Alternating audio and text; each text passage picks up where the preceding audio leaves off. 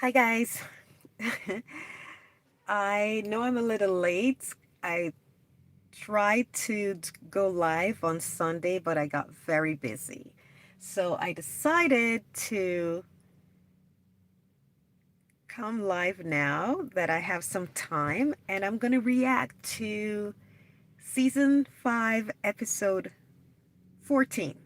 Seasons 5, episode 12 and 13. Full reactions are already up on my Patreon, so if you want to check it out, go over there.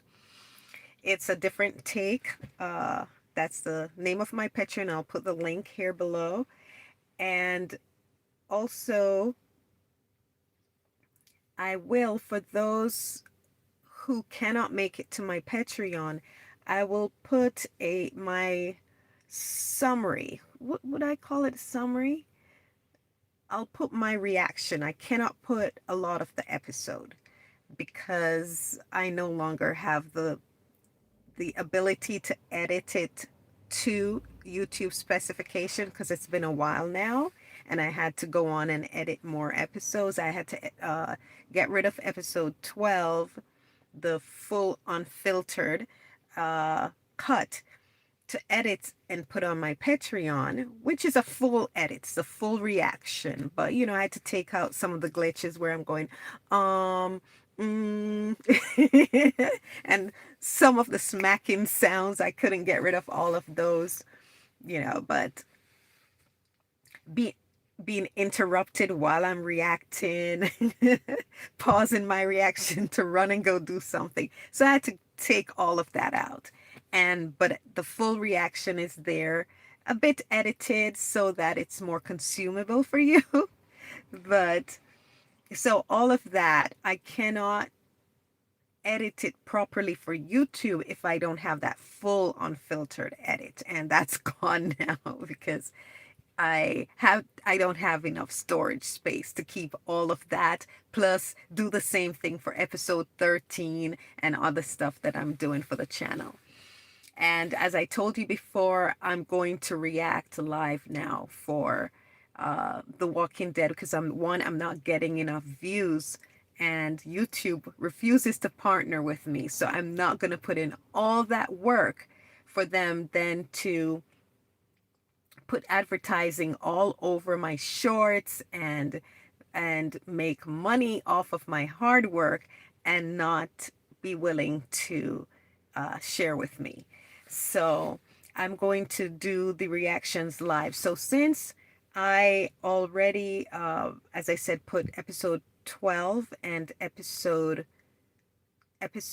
13 on my Patreon, I will just edit my takes like more like a review. Everything that I said in the reactions, and then put in a few small clips for the episode, because so that YouTube doesn't tell me take it down, copyright, all of that stuff, which they tend to do. That's why my video reactions took so long to edit, because they keep striking it down. Anyway, for that, instead of we've done away with that long introduction, I'm gonna go ahead and react to episode 14. I'm in my car. Hold on. Let me pull up Netflix. Da da da da.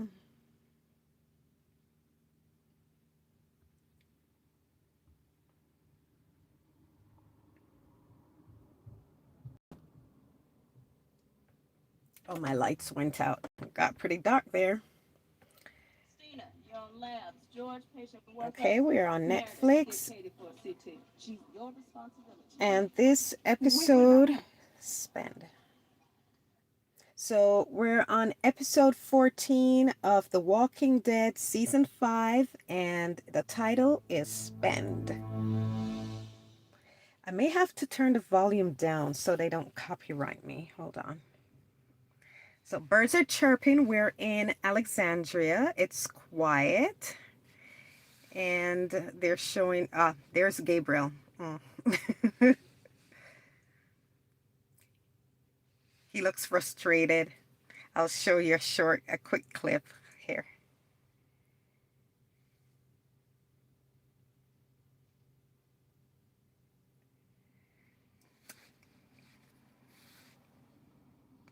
Okay. Have a good day, you matter, from Little Boy Baseball B. Am I seeing that right? I don't have my glasses on. Hi, little, is it boy? Have a good day to you too, and you do matter. I missed that. Hold on. I was talking to little boy. He reads us, puts, what is he doing? He puts something in between the Bible pages and he looks over and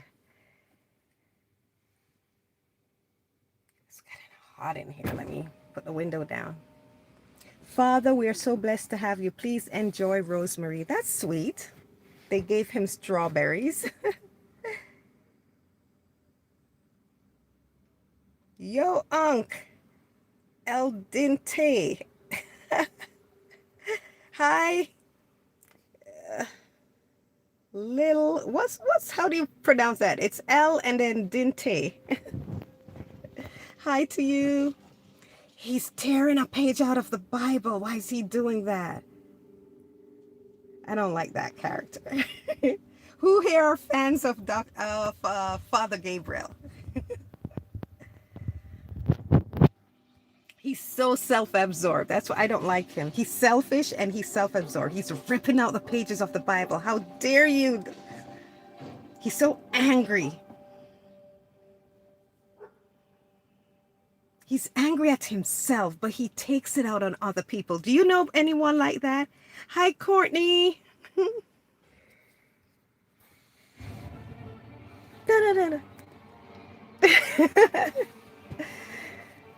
The theme song for The Walking Dead will always be iconic.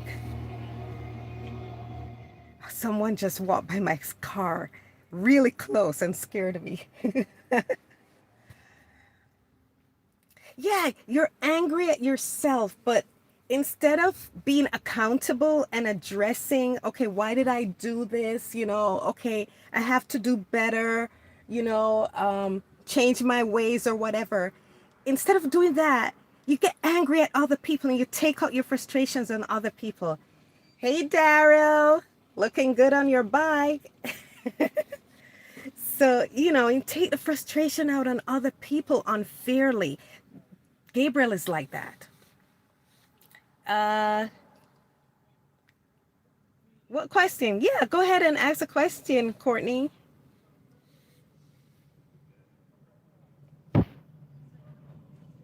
Noah is talking to Deanna's husband. You're talking about architecture and, building up Alexandria. Hey, Roscoe. Daryl is cool. He looked cool on that bike. I have to admit. He's a cool dude. What's your question, Courtney?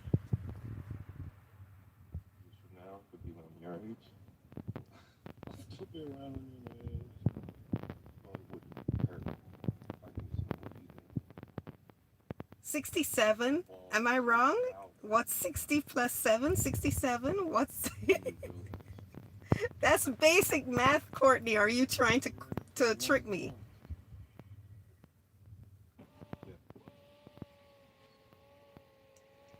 Yeah, I got it right. I got it right. Did you guys in the chat know that?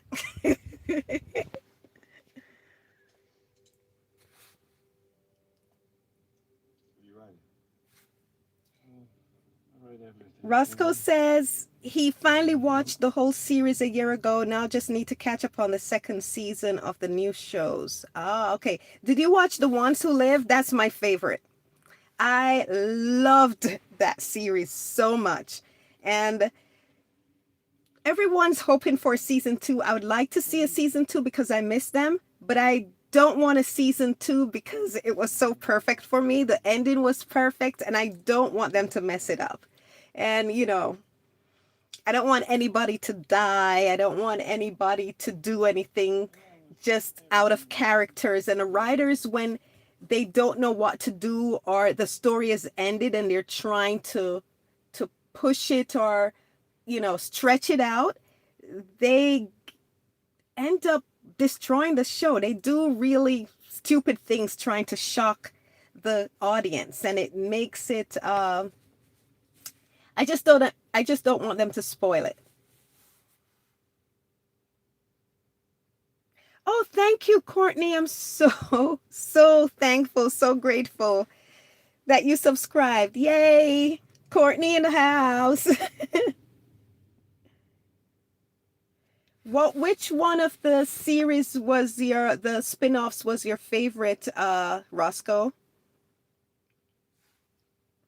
It was the best. Yes, I love the ones who live, but I agree it was the best way to end their arc, and I think Andrew Lincoln is done with it. Yeah, actually, he did an interview recently because he's currently, I paused it everyone, so the show is not getting away from us. But I'm really interested in talking with you guys. You guys are so cool. Um, Andrew Lincoln, he's currently on in the West End. West End is the equivalent to Broadway. It's the London, the British equivalent to Broadway in New York. And he's currently doing a play with Alicia Vikander, uh, called, what is it called? The Lady by the Sea, or The Lady in the Sea, or something like that. And he did an interview for it, and they asked him about coming back to the Walking Dead universe, and he said there are talks about it. So I do know that AMC wants Andrew and Denai to come back for sure, because it was their most successful series. It was their most successful show in AMC history, apart from The Walking Dead. Actually, The Walking Dead was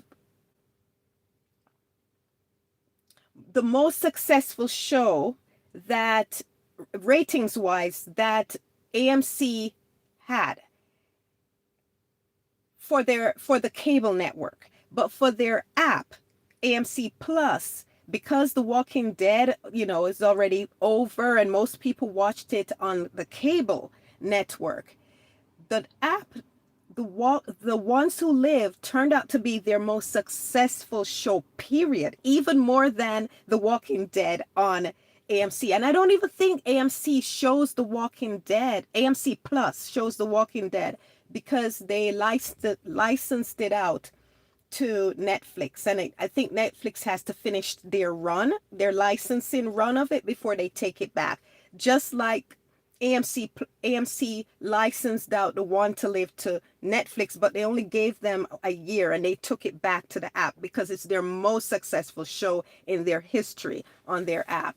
So they want Andrew and Denai back terribly. But Andrew did say he would not return, period, to Rick Grimes, to the universe, unless Denai and Gimple wrote something for them to do. So he's put all his trust in Denai and Scott Gimple, and he had such a great time creating the ones who live with them. He said he cannot go back. He cannot go back to just subpar or ordinary or average writing. He wants to work with them again, with with Scott Gimple and Denai, and that's the only way he would return. And he said it would have to be something they wrote. And then Denai said she'll never say never, but the story has to be necessary. It can't be just let's do it for doing sake. She said it has to be necessary and a story that needs to be telling. And as you said, Roscoe, their shows the series wrapped up their story so well. What could be necessary? You and I could come up with ideas like, Remember General Beale had factions in different communities. So there may even be factions in the Commonwealth and Alexandria that are loyal to him and want to get back that unit because it was just a small unit. It wasn't the whole CRM. It was just the small unit that were doing these diabolical things. So he, you know, I think that for me as a writer, I would write that the CRM, that the whole republic wants Rick Grimes to lead, to be the president of the new rebuilt civilization in the in North America, and they convince him to do it, and then the different factions in the CRM, the spies that they put in different communities, start planning to plot to take him and everything down. I think that could be a good thing. So, hi, Courtney. Oh, thank you so much. So, yeah, Andrew said he would only return if Scott and Denai wrote something, and Denai said it would have to be something extraordinary. But I do know AMC is trying to get them back. They would, they're trying everything, but they're both busy and doing other stuff. So we'll see. Uh, so it's never say never. But he said that's the only way he would return if Denai and Scott wrote it. And Denai said if she sees a story possibility that seems necessary, then she would do it. Um, so you said, Roscoe, that your favorite of the new ones is Dead City. I think Negan and Maggie make a good pair because of their twisted past. I haven't watched Dead City because I confess I'm not a fan of Negan. I thought um they should have wrapped up his story. They dragged it out too long. And for Maggie's story seems repetitive to me. But I'm glad you enjoyed it. I'm glad because it's there. That series is still going. Do you know if they're gonna have a season 4 for Dead City? For your sake, I hope so. But I'm glad that you're enjoying it. Hi, Joe. Thank you. Thank you so much. Yes, Courtney, I do go to church. I'm a devoted Christian. I love my Lord and Savior Jesus. I love him. He saved me, and I life is not worth living without him. I cannot do without him. So yes, I do go to church.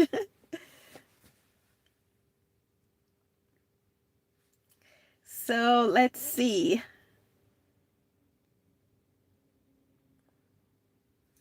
So let's get back to the episode. I've just got very personal there. So Abraham is looking in the mirror with his very red hair. Do you know the guy that plays Abraham is a natural blonde? He's a blonde, but he got dyed his hair fire red for the series. And Rosita is watching him. Why is he looking like that in the mirror? Look at him. Oh, I missed it. Let me go back. There he is. It's a fire red hair, but he's a blondie. And there's Rosita watching him. But he seems conflicted. You see? When you stare in the mirror a lot, that means when you stare in the mirror a lot, that means you're conflicted, I think. I don't look in the mirror a lot. I'm driving all that way so we can just drive back with the wrong shit. It's a dozen of these. They're consistent in appearance across manufacturers. I'll say the gang is getting ready for a run. It's Deanna's son. I can't remember his name. Noah. Eugene is giving him something, and I think Glenn is going to be in the group. And so far, it's just the guy and Noah. So we'll see who else goes on the run. Oh, thank you, Courtney. That's so sweet of you.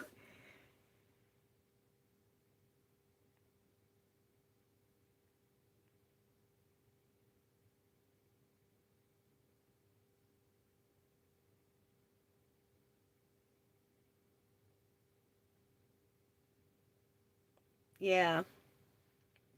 Oh, so you've only seen season one of Dead City. So, oh, okay. So you have Roscoe, you have season two to watch and so forth. Okay. So, yeah, The Walking Dead is legendary. I love it. It's a great series. Who's your favorite character? I know you love Negan. But is Negan your favorite character, Roscoe? Mine are Rick Grimes and Michonne Grimes and their babies. I love Carl. I love Judith. I love RJ. So the Grimes family. I'm a total Grimes family girl.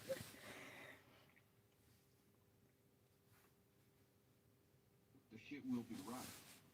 I will install said shit. And the grid will be fully operational again.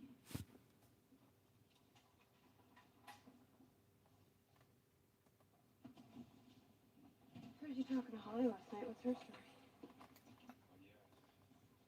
No reason. Mm-hmm. It's an innocent question. Don't make me hurt you. So Glenn is going on the trip also. No, I'm just a warrior. That's how that wall wound up around us. Take care, Dad. I'm supposed to be saying that to you. Okay, he says bye to Deanna and his father. Glenn says bye to Maggie. Remember how Glenn and Maggie started? Power grid was a prototype. That was out of nowhere, We'll get it going. as they call them, hookup. Fine, let's go.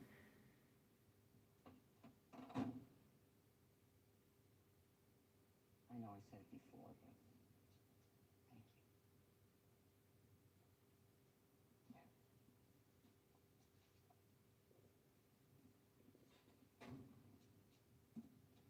thank you. So seriously, though, what's her story? Uh-oh, they're playing music. I have to mute that because copyright. Give you location. I can't give you my location. I'll give you the state I'm in. I'm in California. I'll give you the county I'm in. I'm in Los Angeles County. I'm not in Los Angeles City, but I'm in Los Angeles County.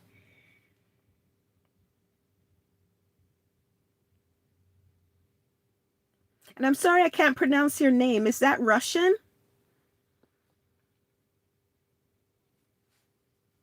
What time is it where you guys are? It's only, hold on. It's only, let's see, 8:40. It's 8:49 p.m. here. My light went out again.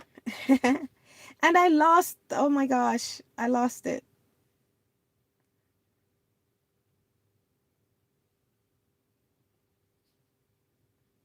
Guys, I lost it.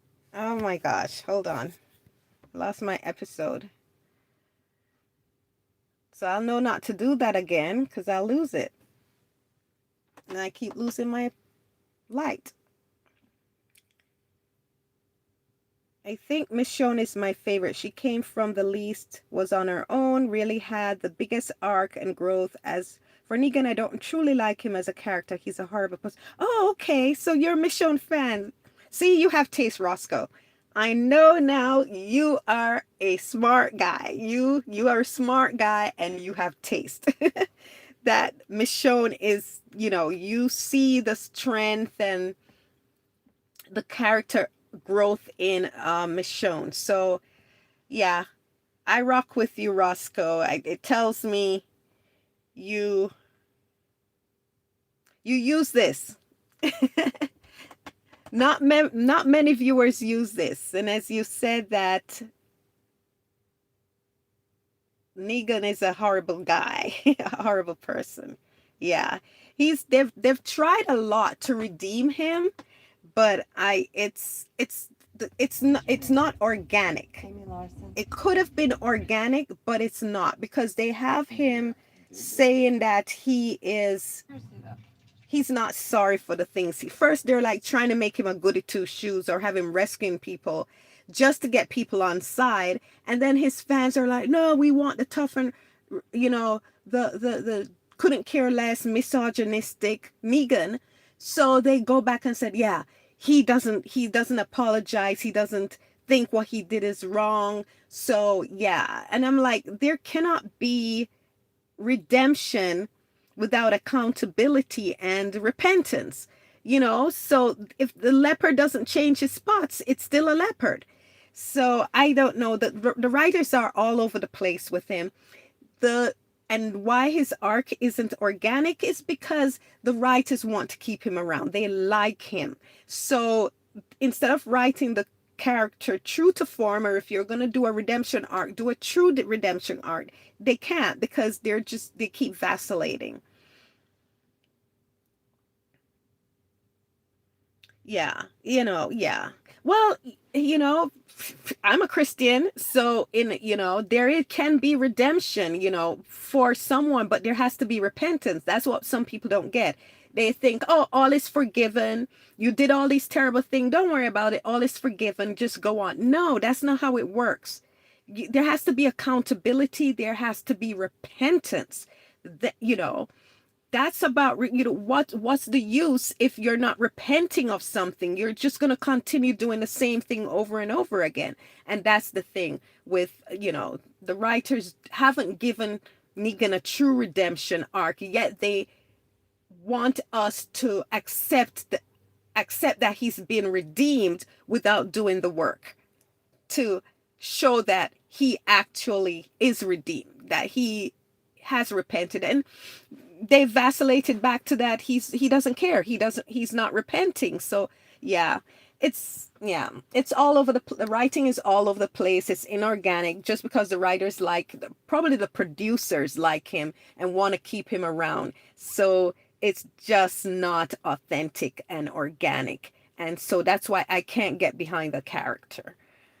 So, and villains, I enjoy villains because it's the good versus evil, and it tells a classic story, a story as old as time, and it's it makes the story have conflict, and it's enjoyable to watch the good guys overcome and defeat the evil. So bad guys, villains have their place.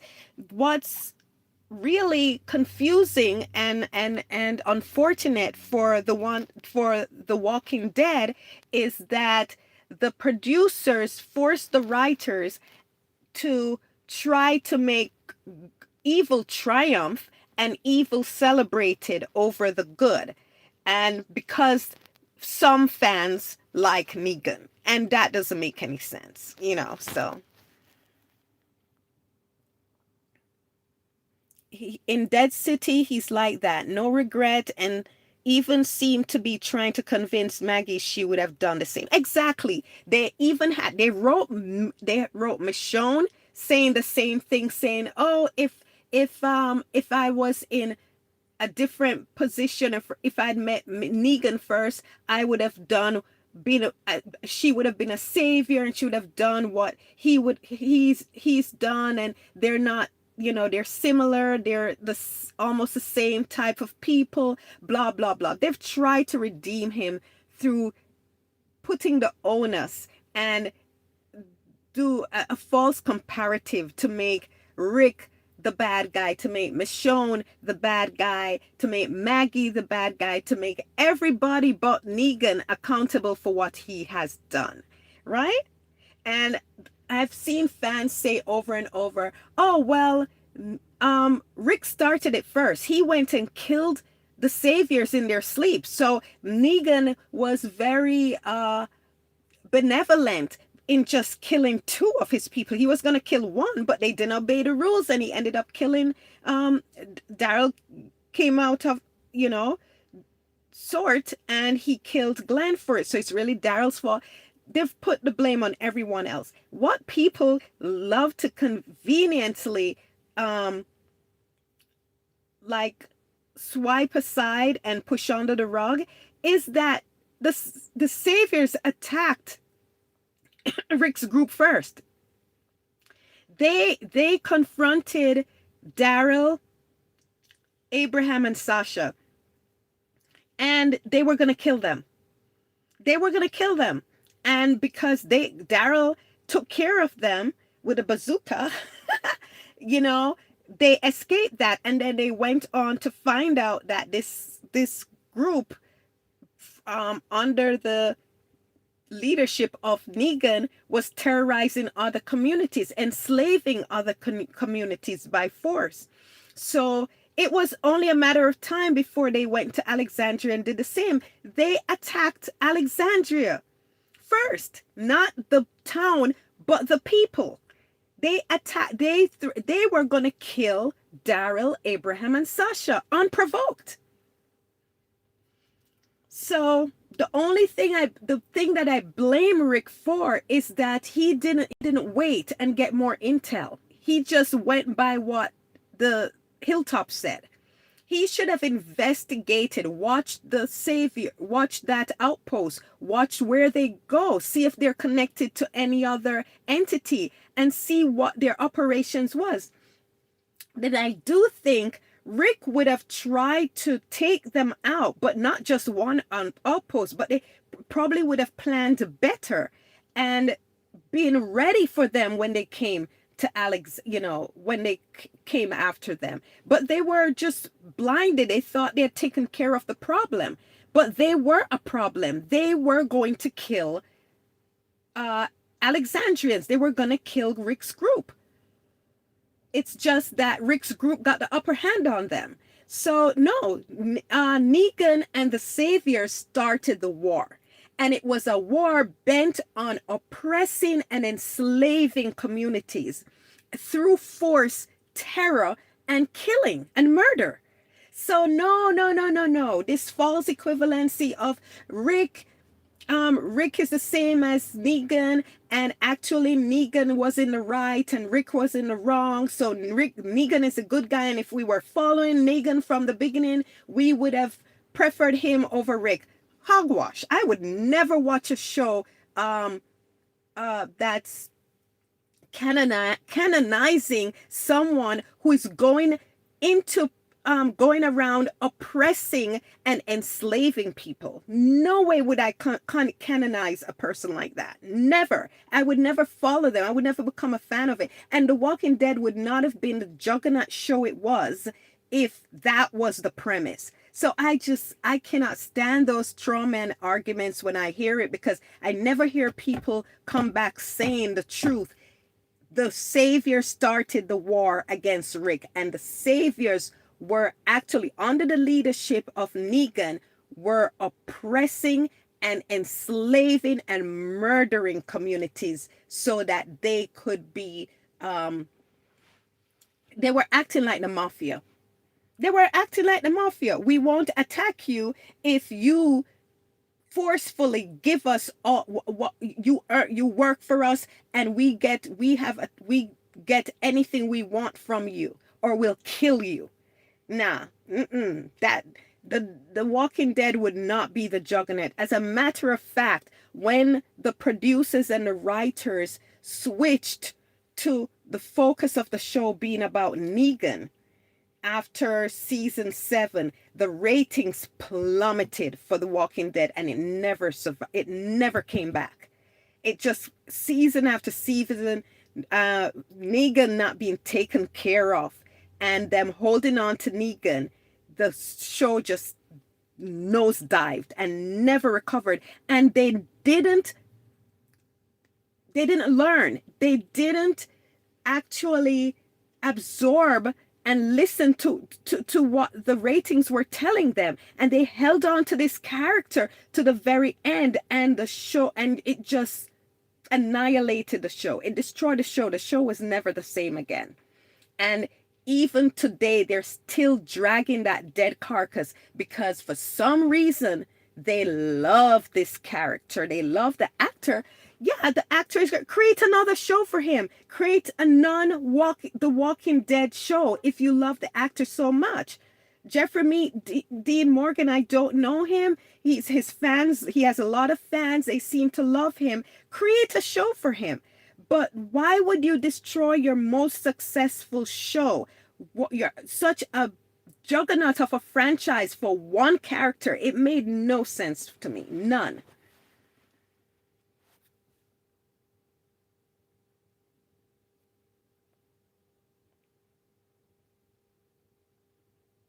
Poop in the Turd.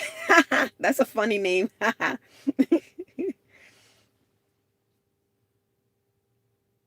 Why not Poop in the Second or Poop in the First? Someone else got that name. I wouldn't have guessed that's a popular name. Exactly, Roscoe. Roscoe said Rick doesn't enjoy doing what he has to do. Negan does. Exactly. Neg Rick kills out of necessity. There's one time that he killed, and I totally disagreed with him, but I think it's due to his trauma of letting people go, letting people survive, and it coming back to bite him, where those people turned and killed his loved ones, like what happened in the prison with Lori. I think, that still played on his mind. It caused his break in. He caused his psychosis at the prison, his break in reality. It caused his psychosis when he entered Alexandria. All that drama with Jesse, it wasn't lust, it wasn't love, it wasn't even infatuation. It was him reliving that trauma with Lori. And uh Jesse reminded Rick of Lori and his guilt about what Lori and Shane kept telling him, that he has to behave differently. He has to put Lori and Carl first, and he can't be about community. He can't be like he was in prior to the apocalypse, where he served his community, and he had to be selfish and just about Lori and all of that. And if they accused him of not being able to keep Lori safe, and Lori passed, and since then he has been trying to relive and redo that period, trying to do it Shane's way. So that was what the arc with Jesse was about. It wasn't about he actually used Jesse. He used Jesse to do over what he did not do in the past with Lori. Because when he met Jesse, Jesse telegraphed she was into him, but he saw Lori. It's like he saw a ghost, and she started cutting his hair like how Lori would cut her and Carl's hair. She wore the flannel shirt like how Lori wore the flannel shirt. They were living in a house and a community that was similar to the community that Lori wanted to live in, that they would drive around and go and look at it because they wanted to live there. So he was reliving that journey, that past, and the guilt of his past. So that arc with Lori, especially with Jesse, every time he got around her, he had a very far away look. The first time he met her, and she was cutting his hair, he was so depressed, he was so sad. And then he just goes into a fugue, F-U-G-U-E, fugue state, a state of, he's like in a different reality around her, because she reminds him of Lori and his guilt about Lori. So he got very, he was like, okay, there, I get to do this over, in a sense that I get to protect Lori this time around. So that was what that arc was about. It was very clumsily written by the writers, in my opinion. But yeah, it's I don't know why I got off on that tangent. I don't know why I got into the Jesse and whatever tangent, but what? Oh yeah, Rick. The reason why Rick killed people when it wasn't necessary. It's he has that PTSD about what happened with Laurie. So there have been times when I disagree with Rick. But as you said, Roscoe, the majority of the time, Rick doesn't kill because he wants to. He doesn't enjoy doing it. Far from it. Versus uh, Negan, who created a society of a mafia society of oppression, murder, killing, all of that stuff, theft, and slavery, all of that. He enjoyed killing Abraham and Glenn. He relished in it. You know, that's a definition of a psychopath. He's a sociopath and he's a psychopath. He's not an anti-hero as his fans, the producers and the writers have been trying to portray him as. Negan is not nowhere near an anti-hero. And we would not have followed his journey, and we would not, the Walking Dead would not be the show, the iconic show it became, if Negan was the one we were following from the start. As a matter of fact, I wouldn't have been watching that show. One episode and I would have been like, no, forget it, over, don't care. So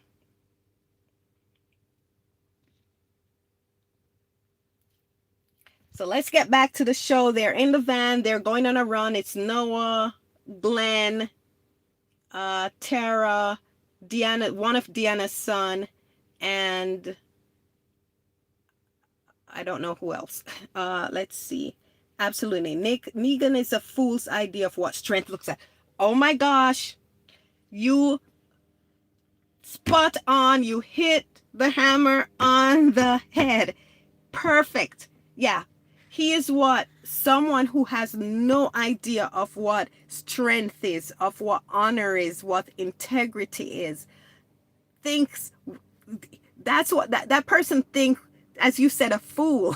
Negan's Roscoe said Negan is a fool's idea of what strength looks like. You got it, Roscoe. See, I told you, you were a right thinking man. You are smart. You are wise. Yeah. I hope you're subscribed to my channel, Roscoe, because I want to see more of your takes. Because you are dead right. You are right on. What's your story? Great. Another mix. Oh, they're playing music. I turned it down because they're playing music. I don't want to get copyrighted.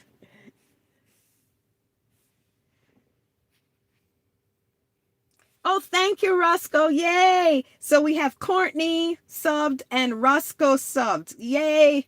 So my channel is getting lit. My channel has the best thinkers, the brightest thinkers on the internet. I'm sorry, but you know, not to put down other channels, subs, but the people on my channel, they are sharp.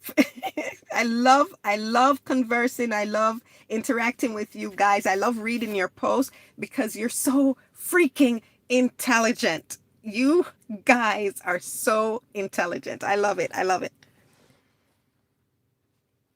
Okay, so we have Jessie in her, what is that, garage with a whole bunch of metal on the floor. I guess that was her sculptor. And Rick is passing by. He's guarding the community. So the group just left. The Glenn group just left to go scavenging. And Rick is on his patrol. So let's hear what he says to Jessie.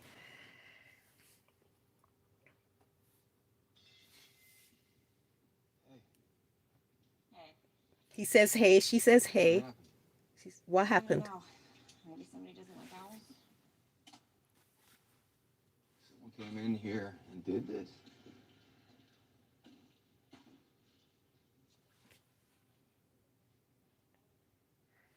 So someone tore apart her owl statue. Owl statue. Stuff like this never happens here. You got any enemies? You know anybody who hates owls? Too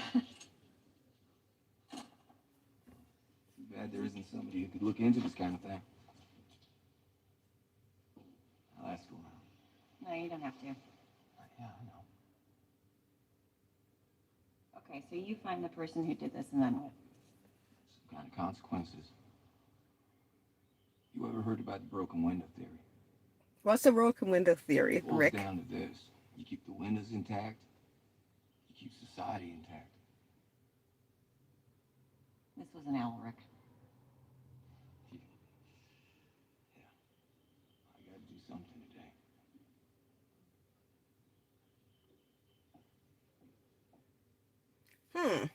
So That's what's there. he's asking her if she has any enemies, and she said nothing like this happens here and whatever. She's laughing, she's flirting with him, and because from the very beginning it was clear she's so into him. um so he's saying, she's like, what are you gonna do? She's like, he said, I'll look into it. And she's like, oh, please, there's like, it's just an owl, it's no big deal. And he says something about, have you heard of the broken window theory?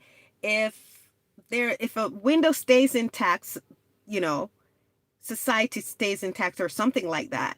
So I guess, what do you think he's saying with that? He's saying, if something is broken, if a window is intact and all of a sudden it's broken for a reason. Something is going on. They're either trying to get in or they're sending a message. So I agree with him there. So her dismissing it was like, oh, no, it's just an owl, you know. And he said, well, I have to do something. He was made the cop, the constable, and since nothing is going on in the neighborhood, while actually nothing is going on, yet there's a zombie apocalypse, the world has come to an end outside. No wonder he thinks this place is so not real. um since, I'm gonna investigate it. And so he leaves, and she is like, looking down, coquettish or whatever.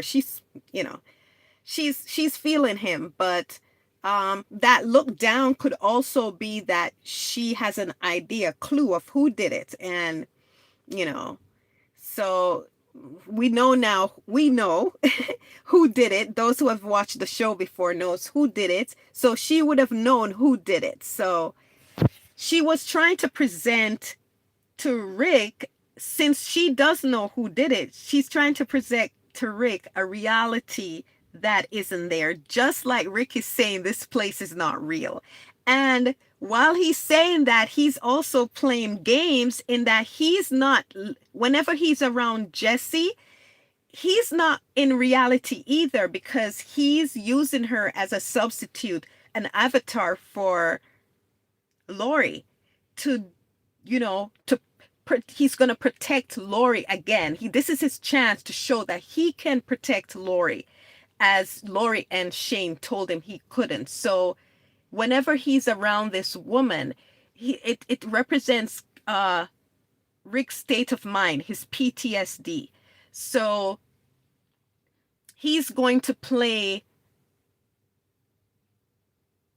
games that don't reflect true reality, and she's putting out airs that don't reflect her true reality. And so it's a mess. Jesse's a mess. Rick is a mess around Jesse, and not because of lust or infatuation or love. He is going through PTSD, and the strong emotions that came out around her, the depression, the sadness, the recall of his life before, of the domesticity with Lori and Carl.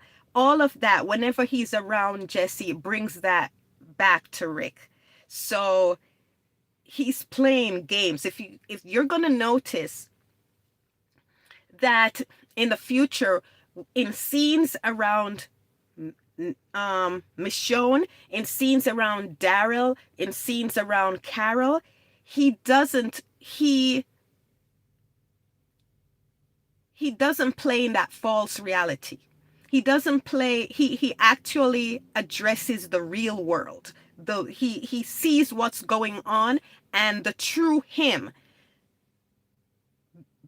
is present. So his Alexandria friends, Michonne, Daryl, Carol, Glenn, all of that presents reality for Rick, the real Rick. The real Rick comes out around them, and he acts in, what's the term? He behaves and acts in a reality that's real, the real world, with the zombie apocalypse and the end of the world per se. Around Jesse, he plays games. He goes into his he the nostalgia, the feelings, the feelings she brings back about Laurie, and the domesticity of his past life, the remembrance of that life with Laurie. She brings him into a false world. It's actually like a ghost world. She represents the ghost of Laurie, and he's playing ghost on real games whenever he's around her. So she represents his, I wouldn't say his insanity, but his PTSD. He doesn't deal in reality around Jesse. And when he's around Michonne, he deals in reality. And around Michonne, he's trying to hide. He's trying to hide that he doesn't believe in the place. And the only reason he's in Alexandria is because of Michonne. He wants to please her. He wants her to be okay. He wants her to be happy. And she wants it for not just herself. She wants it for Rick. She wants it for Glenn. She wants it especially for the babies, for Carl and Judith. She is in Alexandria for them because she knows they needed to get out from out there, or they were becoming feral. So he knows this. He knows this is what she wants. He doesn't want to be there because to him it's not reality. It's not safe. But he's doing it for her. So when he's around her, he tries to hide. He reveals. He doesn't hide that he disagrees with her. He doesn't hide that he doesn't like it, but he keeps letting her know he's trying. He's trying for her. And then, so the real Rick, the not mentally ill Rick, is present around her. And with Carol and Daryl, he lets them know that he's not with it. He doesn't want to be here. This is not safe. And one way or another, things are going to go bad, or he's going to take over the town. Because if things go bad, or if anyone in the town does something to threaten the town, he's going to take it from them. And the reason he's going to take it from them, it's not because he wants it. He doesn't even want to be there. He's going to take it from them because Michonne wants it, and he's going to give her whatever she wants. So in essence, this arc is a love story for Rick and Michonne. But on the surface, they're playing like he's in a triangle with Pete and Jesse, and that he wants Jesse. No, it's Pete and Jesse represent Shane and Laurie for Rick. And that's what, when I said this arc went over a lot of people's head. And I blame the writers too, because it could have been written much better. There are reasons why I think they went the way they did. And it's, I won't get into it here with this episode, but it's not what some people say. Oh, Rick was so into Jesse that he didn't see or want Michonne, and when Jesse died, Michonne was just a rebound. No. We're even gonna see during this arc Rick, the only reason Rick is not with Michonne is because Rick thinks Michonne doesn't want him. Rick tried in season 4. Rick tried to give her a hint that he was into her. He wanted to spend time with her, and Michonne was like, "No, no, go ahead." She still thinks they're just friends, family. She loves him, but she wasn't thinking that wasn't in her head. She was just, I have to find the governor. I have to get rid of the governor. She wasn't thinking in that sense. Rick was falling for her, and Rick made a tentative move towards her, and he thought he was rejected, which he wasn't. So Rick is not going to try to make her feel awkward. In essence, Rick thinks he's in unrequited love story, and so not to make her feel awkward, he doesn't approach her in that way. He keeps it strictly platonic, and because he doesn't want her to leave him and Carl, because he offered to her to raise Carl with him. He offered her, and that's why she lives in the house with them. And she's not a babysitter. Who do you see babysitting? People are like, oh yeah, she's there just to babysit the kids. No, Michonne goes off and does whatever she wants. He's always asking Olivia or somebody else, Carl, to babysit Judith. Michonne is not a babysitter. She's actually a partner with Rick, raising his child in a platonic relationship, which Rick does not want it to be platonic. And Michonne has no idea that Rick thinks of her this way, and she's not thinking that way because she is in survival mode. And that's why during this arc, she's like in a fog, and people kept asking her, what do you want? What do you want, Michonne? Is there anything else you want? And she's like, I don't know. I've stopped fighting. I've stopped surviving, and I don't know what I want. And it's for her to gradually come to the realization that she has a family and this is what she wants, and open her eyes to the man that she's literally in a partnership raising kids with. Hello, both of them love each other. Rick is keeping it platonic because he doesn't want to run her away, and Michonne just needs to wake up. She wake up out of the fog she's in. So no, it wasn't that Rick chose Jesse over and ignored Michonne. Far from it. As we're gonna see in future reactions, how Rick is around Michonne, that he's still, oh my gosh, just trying to keep Alexandria. He's fighting to keep Alexandria because she wants it. That's what it's about, you know? And I'll show you points throughout the arc, the seasons, where this becomes clearer and clearer, that this really is a story about Rick fighting his demons, the demons of his past, while trying to hold on to his sanity long enough and he's fighting this fight because he's somewhere he doesn't feel safe. It's somewhere he doesn't want to be, and the only reason he's doing it is because of Michonne. Rick is in this predicament and this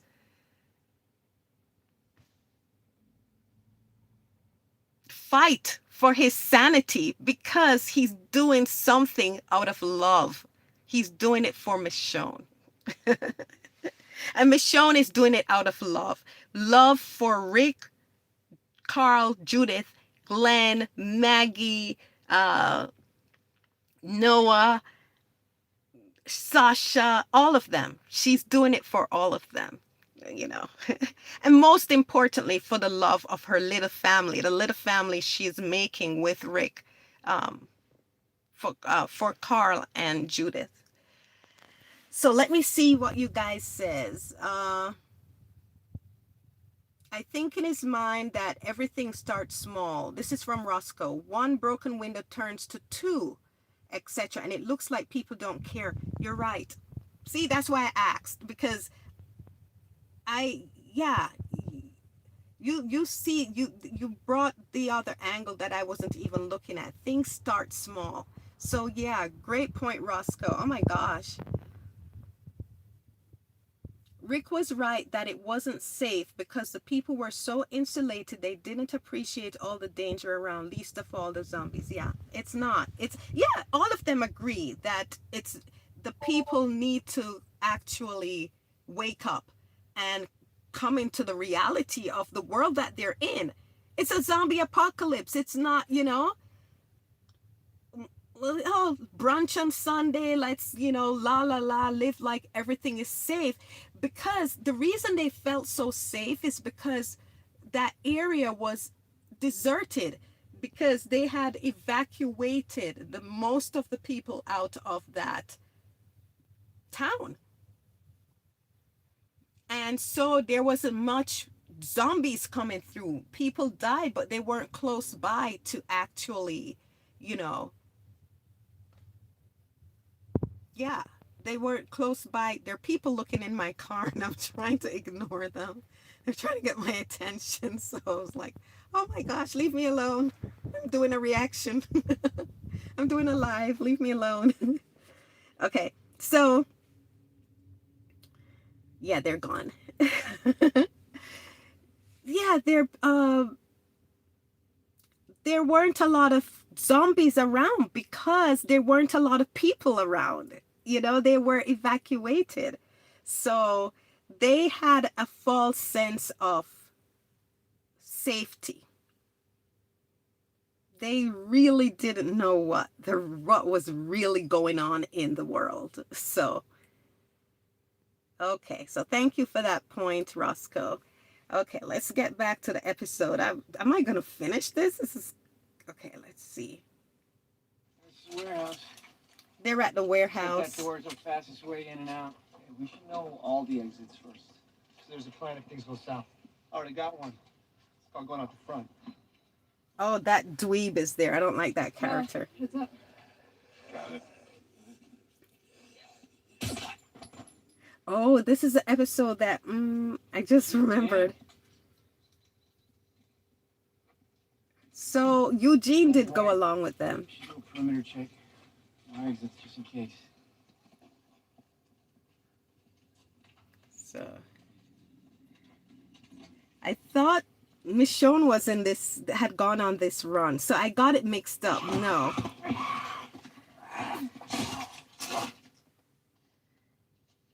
So You're aware I'm on record as stating that I should not be here.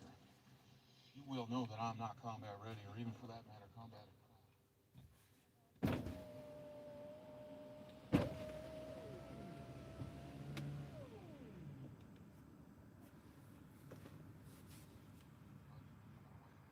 what do you guys think of Tara? I didn't think anything of her one way or the other, but I came to dislike the character later in the seasons after, especially after Rick passed, how she treated Michonne. She treated Michonne like Michonne did something to her, and Michonne didn't do anything to Tara. She was so hostile against Michonne. She was even stealing Michonne's stuff and acting as if she had a right to steal Michonne's stuff. Like she had a right to ownership of Michonne's stuff. I didn't get that. Maybe I wasn't paying attention to that arc, but yeah, I became a person that wasn't a fan of Tara.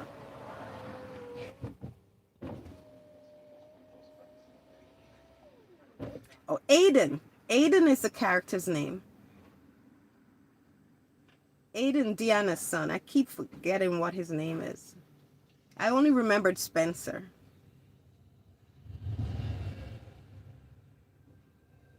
Oh, we're not getting out the front.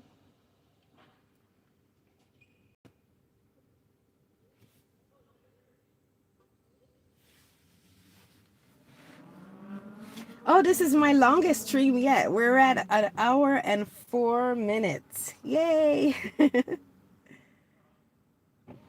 That's how sometimes it takes me long to react to the episodes, and that's why I have to edit.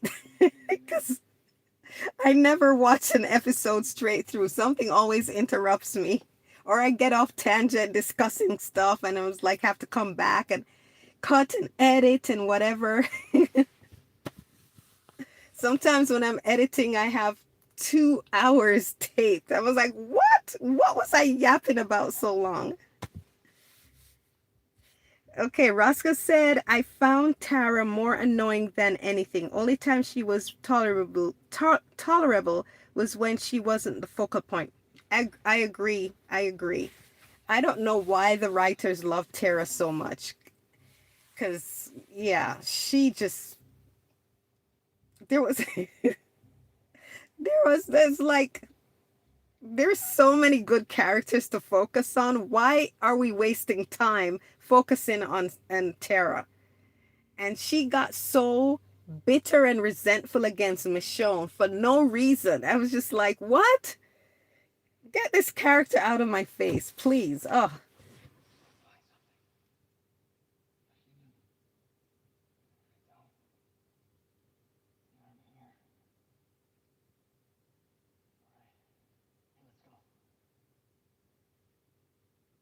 they're in the warehouse and Glenn is telling them something is up. I wasn't paying attention.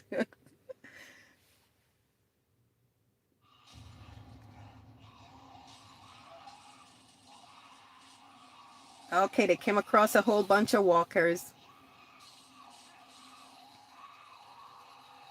But they're behind fence, so it's dangerous, but it's not. Aiden looks really scared. He's seen walkers before. Why is he so scared?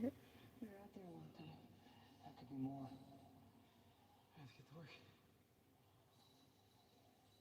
Yola.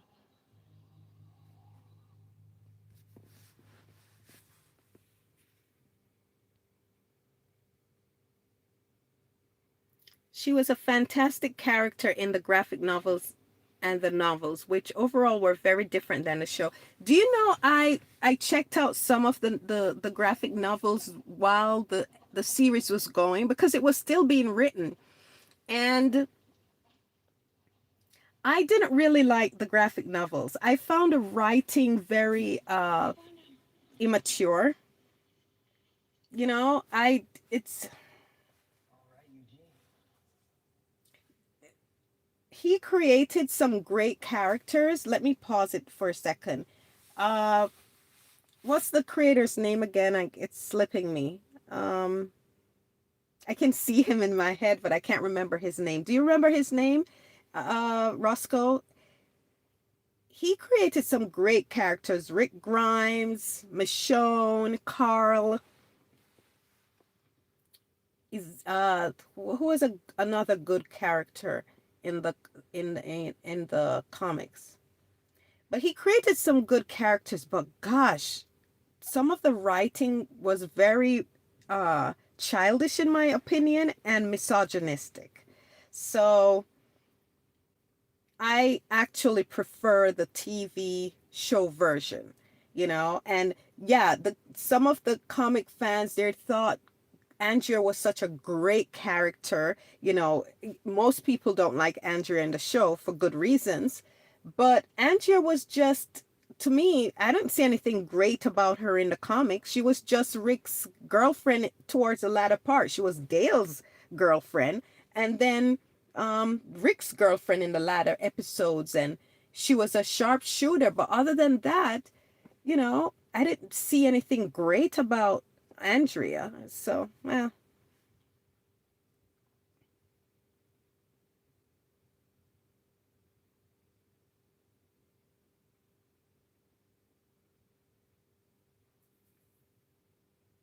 Robert Kurtman. Yes, that's his name. Robert Kurtman. Yeah. Yeah, it was, yeah.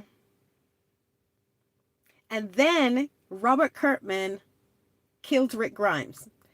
He actually said it was Rick Grimes' story. And then towards latter part of the comic, he changed it to Carl's story. A lot of people love to say it's Carl's story.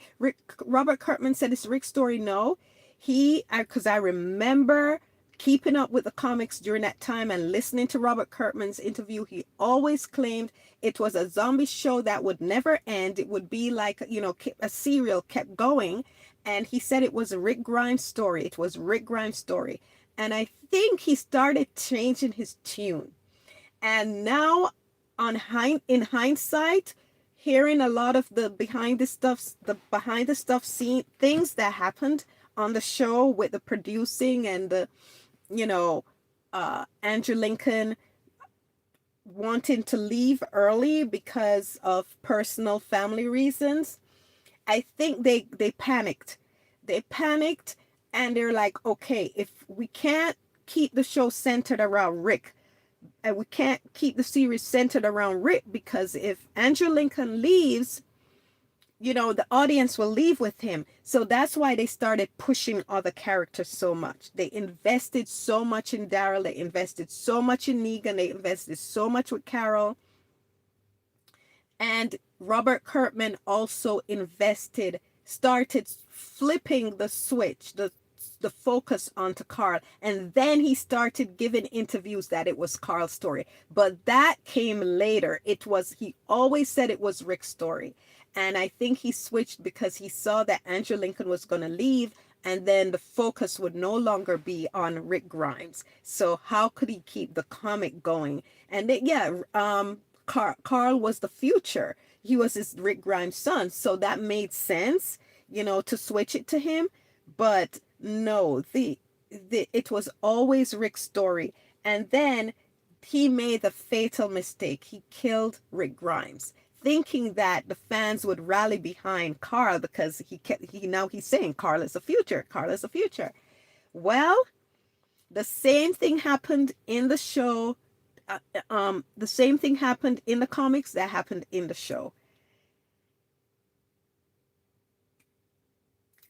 People lost interest because it is Rick Grimes' story. We follow this guy waking up from a coma in the zombie apocalypse, looking for his family, looking for his wife and child. And we bonded with Rick. We saw the world through Rick's eyes. Rick became family, So, and Rick was a decent man. He had, he had a moral center. It made it okay to invest in this character, because at the core of it, he was a decent man. He was a good character. And killing Rick Grimes was the end of the comic. The interest in the comics nosedived, and it just petered out, and he just ended the comics because he went against what he said. It would be a zombie apocalypse and a series that would never end. He ended it because he ended Rick Grimes. And that's why I was so afraid that show would take the same tact. And they were so invested in Negan and Daryl that I was like, oh, they're delusional if they think they can kill Rick Grimes. And if they didn't kill Rick Grimes, at least there was hope. There was hope. People, even if they didn't follow the series anymore, in the back of their minds, they're like, okay, is Rick Grimes, did they find him? Whatever. The interest would still be there. And killing Rick Grimes, if they do that on the in the Walking Dead universe on the show, it will kill it. It will kill it dead. Look what happened after The Ones Who Live. Interest in the other spin-offs died completely. It's the other spin-offs, the ratings dived because Rick Grimes came back. They were watching the other spin-offs hoping to hear something about Rick Grimes. But then when Rick Grimes spin-off came up and we found out what was happening and his story was resolved, people were satisfied. They're like, okay. So we don't need to watch, Dead City or the book of the Daryl show, because we were watching it mainly to hear if they found where Rick was or they mentioned Rick. But now we know because of the ones who live, the subsequent seasons of those shows that so what it shows you that yes, Negan has fans, Daryl has fans, Daryl have tons of fans, but the what made them interesting is their interactions around Rick Grimes. It wasn't just based on them. Daryl by himself is a good character, but Daryl isolated from The Walking Dead, which The Walking Dead is Rick Grimes, makes Daryl an as the young people say, a mid character. The interest just isn't there. And it's the same thing for Negan. So people are like, oh, Negan is this, and that the producers think Jeffrey Dean Morgan, the sun rises and sets on him. They love that guy so much. But guess what? People don't watch The Walking Dead for Negan. People watch The Walking Dead, even the majority of fans that watch the Negan character watch him in relation to Rick Grimes. Rick Grimes is a sun and all the planets revolve around him. The show is Rick Grimes and every other character revolves around it.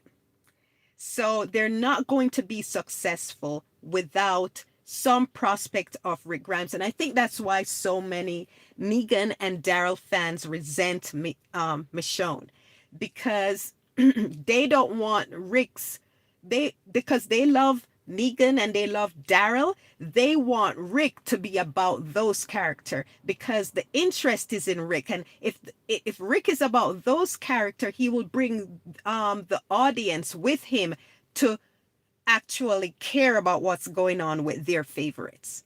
So they're so resentful that Rick is about Michonne and his babies. They want Rick to not care about Michonne and to care about Daryl. They even want Rick to care about Daryl, to care about Negan, which makes no sense. Why would Rick care about Negan? At least Daryl is his brother. His dear friend. But Daryl's action caused him to lose out on 8 years of his children's lives. 7 years, 8 years, whatever.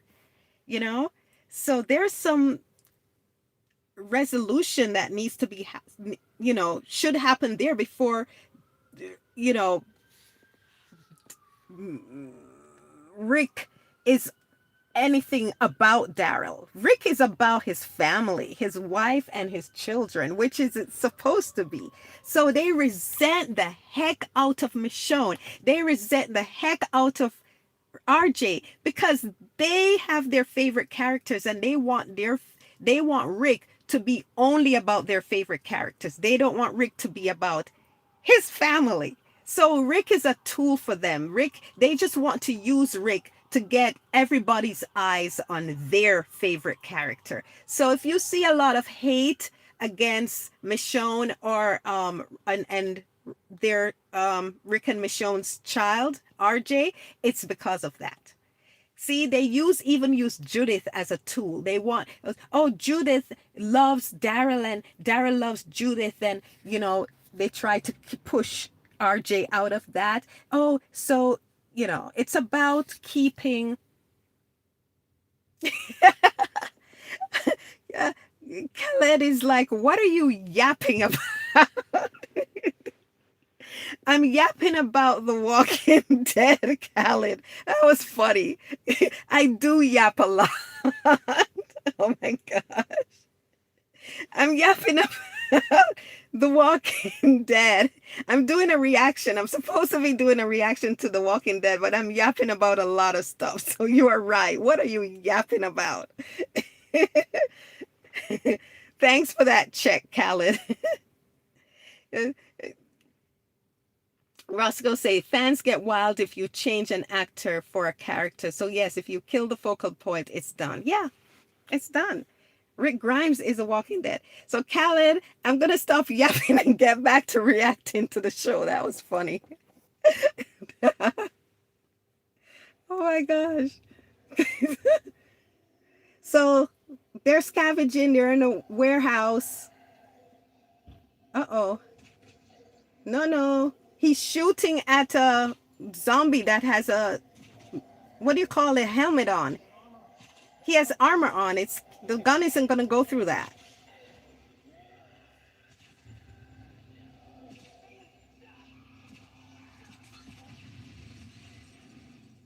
Oh, he shot. Um, Glenn was telling him to stop because the soldier had a pin, an explosive pin, and he kept shooting and he shot the pin and everything blew up.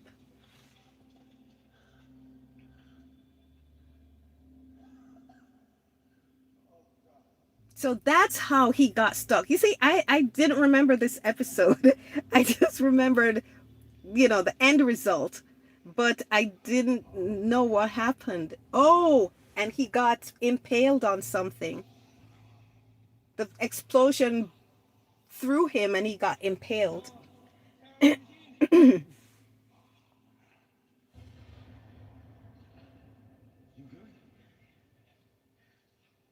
Cage is open. Get now. We need to fight.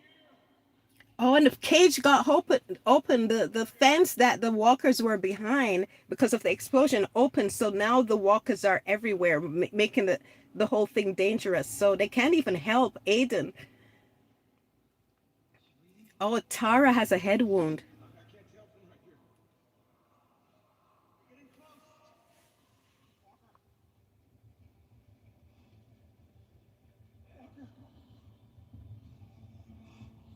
Eugene, it's yours. Take it out.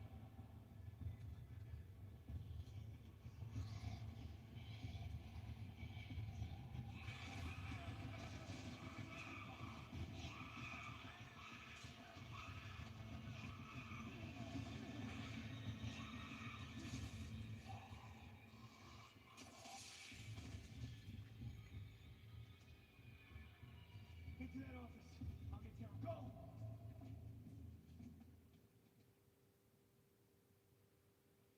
Hmm. There's Carol. It's the first time I'm seeing her in this episode. What are you doing here? I didn't tell anybody about the guns. I swear to God. Answer my question. Do you have any more cookies? How'd you make for the party? Now go. Go home. My house doesn't have power. I mean, I was going to paint my owl statue, but somebody broke it. None of these are problems, Sam. I don't care about your house. I don't care about your statue. Get out. Wow. No. Why not?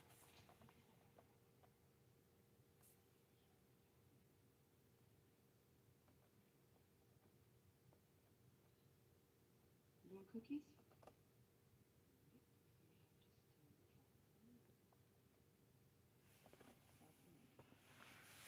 If you get caught or you say anything, you're not going like what happens to you. No go. Wow, she pushed the How's she doing? She has serious head trauma. She's losing blood flow. Carol really messed with that little boy's head. There's another one in the back. She's on her way out.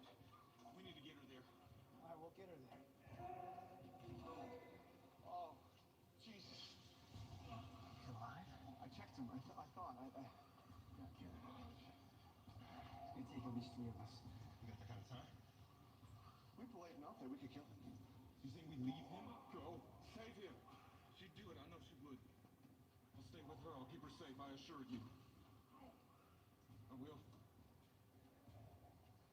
All right, we'll knock him back. You still have that flare? Yeah. You fire the flare over the shelves. I'll draw some of them over. All right, we're gonna hit the rest hand to hand. You ready? 1, 2, 3. Okay.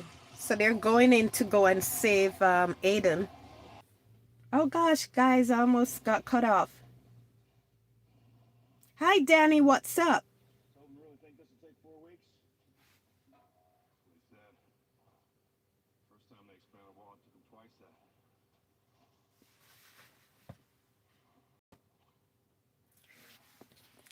I noticed the frost, so they're filming this in winter because they're in t-shirts. They must be so cold.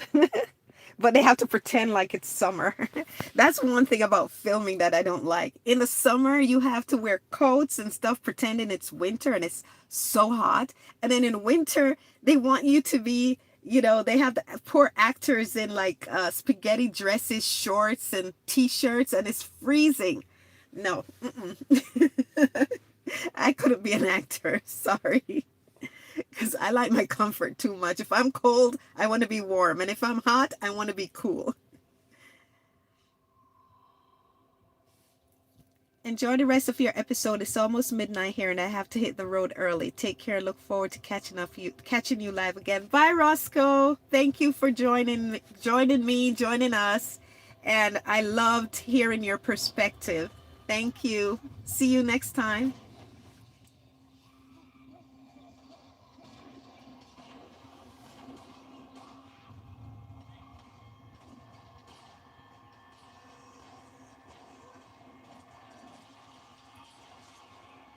Oh, they have an invasion of walkers and someone fell out of the yikes, she fell really far out of the I don't know what you call it, a hoe, a tractor.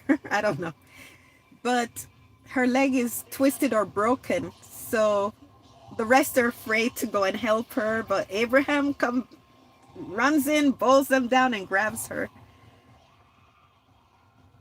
and they're surrounded. Come on, Abraham, you can do that. He puts her in a see he puts her in that truck, and he's going to take them on by himself.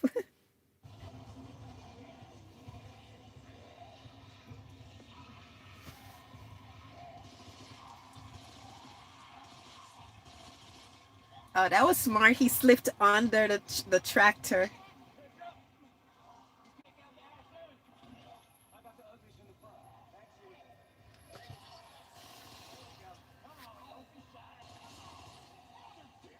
He gave her the gun so that she can take them out.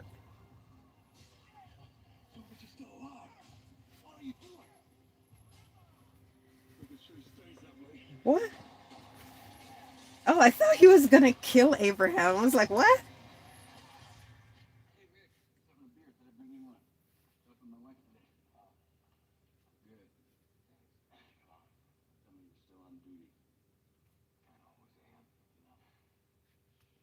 Well, not at the end of this party. Pete shows up at Rick's house with a beer, thanking him for helping his wife today. So, what's he about? So, let's see. Oh, you. You had some, right? No, I wish you could help out more. It's around and nobody's fell or hurt anything. Well, it was just an owl. Grand scheme of things, I think we'll live. Yeah. I'm sorry. Heard you lost your wife.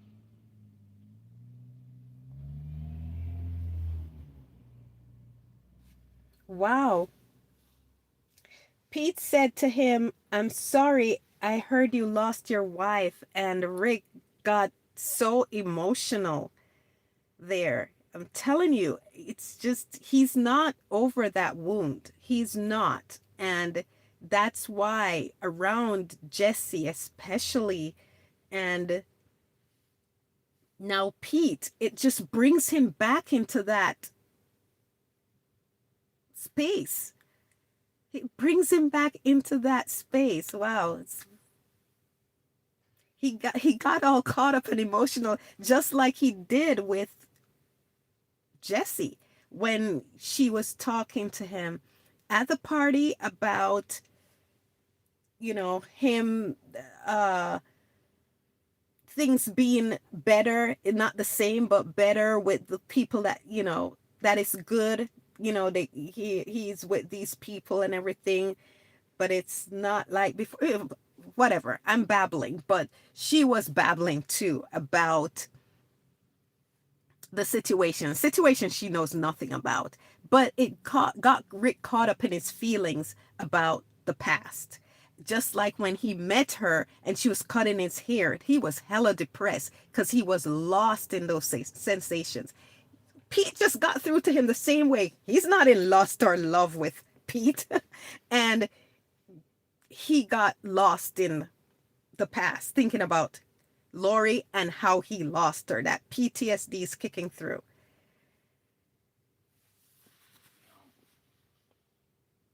I'm sure it looks like we haven't lost much. We have lost things. Other things we're just fighting like hell to hold on to. Everything you people have been through, I don't know if you see that. We do.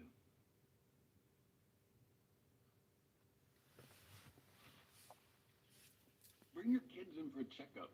He said the same thing that Jesse said, Pete, that we've lost stuff too, you know? They're so clueless. So clueless. Wow. I know I offered you one, but they really should come in. They were out there a while. Yeah. Thanks, Pete.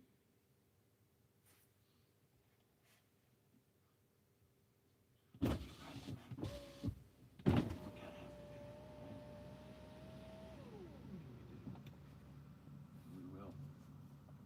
He says, let's be friends. See you, Rick. Shane and Rick were friends. I'm telling you.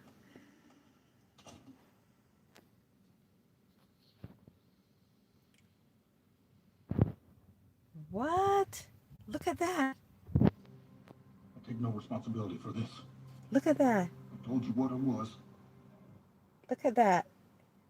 I know I offered you one, but they really should come in. They were out there a while. When Pete leaves and Rick closes the door, Rick spots his ring and then he starts twirling it. Again, he's caught up. Let's be friends, man. He's caught up. We kind of have to be, right? Yeah, we do. So we will. See you, Rick.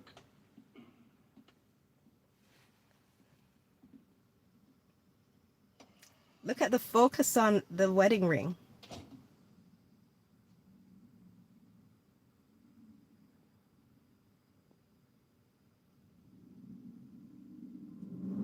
I take no responsibility for this. I told you what it was. See? Rick, whenever he's that arc for Rick, the Jesse and Pete storyline is about Rick reenacting the Lori and Shane storyline. He's going to try to redo, resave, protect Lori, and he's going to use Jesse for that do-over.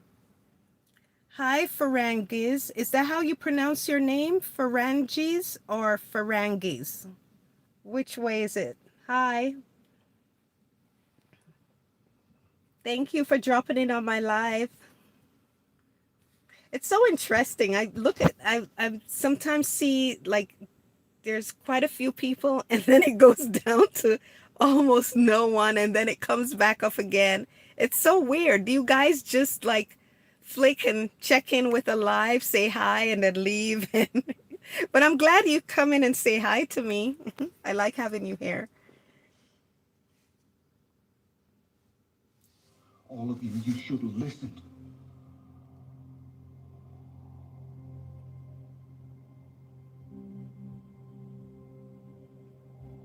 Is he gonna try and take her out?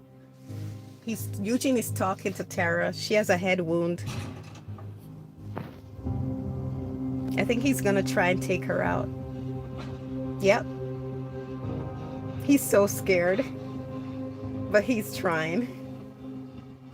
I'm watching The Walking Dead, Pharynges. I'm watching, it's season 5, episode 14? Yeah. I'm doing a live reaction to it so that I don't have to tape my reaction.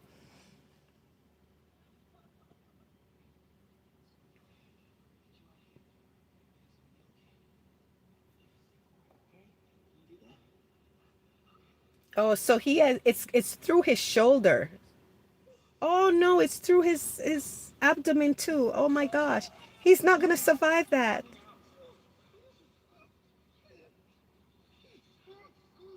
He's not going to survive that.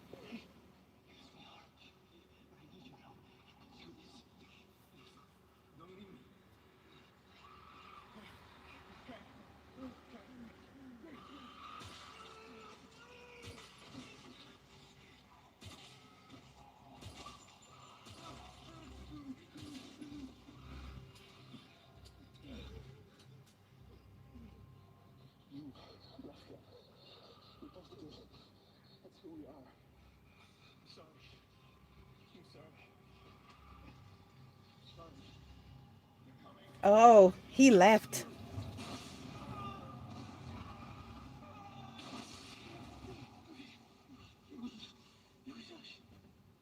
The others before. They didn't panic. We did. It was us. Oh, he's confessing that he had left the people before. Oh, wow, the zombies. Oh my gosh, that's terrible. Yikes. Oh, that's a terrible way to die. Oh my gosh. Oh my gosh, that's awful. I never remember seeing that death. That was terrible. Oh my gosh. Oh, oh, thank you. Isolated pixels. That's so lovely of you to say. Thank you. All that noise found drum roll. So we call and start pressing the walls. Screw that. Francine, you good? Oh, Francine, that's her name. I want 2 lookouts. One in the bucket, one on the trucks. Should give us more than enough warning if more are coming after the fashion pop. Pull the cobwebs out of your ass and move. We gotta walk together.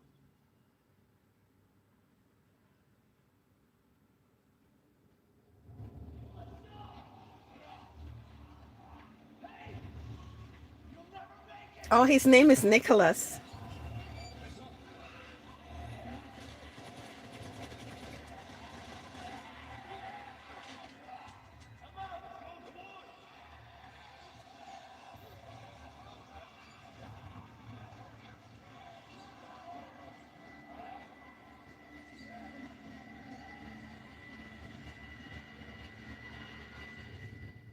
Wow. That was a brutal death that Aiden got. I did not remember that death. I remember he died, but actually I didn't remember much about Aiden, but I think one of the prior episodes I did, he was reintroduced to me, and then to see him die like that. So I know he didn't make it out, but I just didn't remember what happened. So he was impaled. He couldn't get out, and they were trying to rescue him, and Aiden abandoned the rescue, and he got woof. I thought Noah got the terrible death, but Aiden, Noah got a terrible death too, but woof. The angle that the camera just overhead like this, looking at him being eaten alive, that's horrific. Wow. Because everybody talks about Noah's demise. I guess because people didn't really care about Aiden. But that was horrific.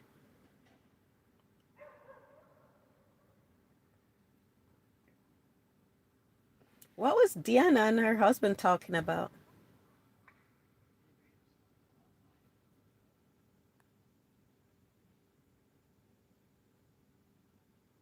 I put another one of your people in a position of power.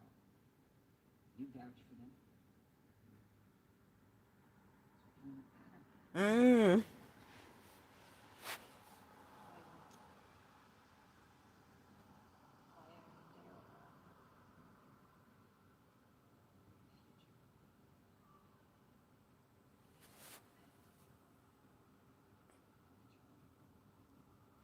I don't know. She's put as Deanna is saying, every one of their group, Rick's group, is getting a position of power. You know, it's like they're taking over Alexandria little by little. This kid came back. He brought her the chocolate. These are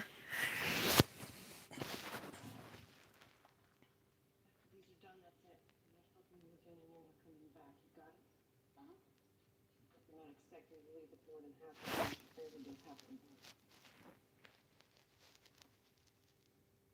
Yeah, I was a good cook.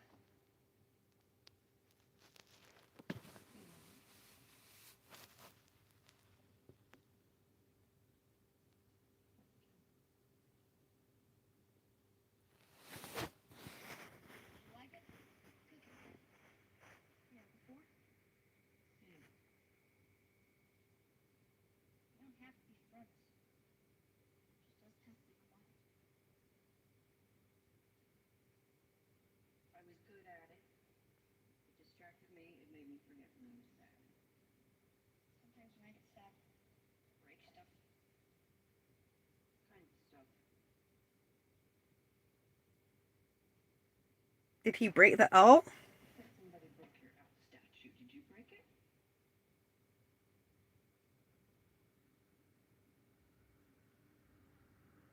Why? Why are you here? Why'd you steal the guns? Sometimes you need to protect yourself.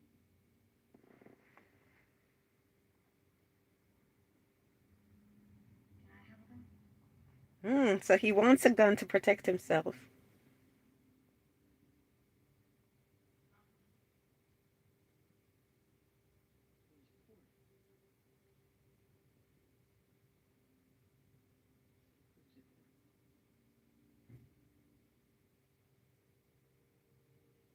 Oh, so that's how Carol found out. Sam wanted a gun to protect someone, I guess his mom.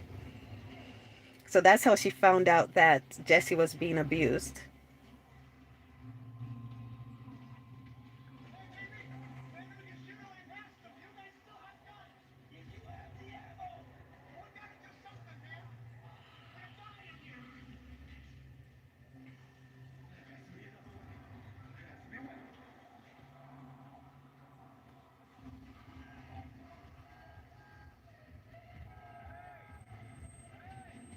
Yay! Eugene to the rescue! He's making noise to pull the zombies away from the door. And it's working.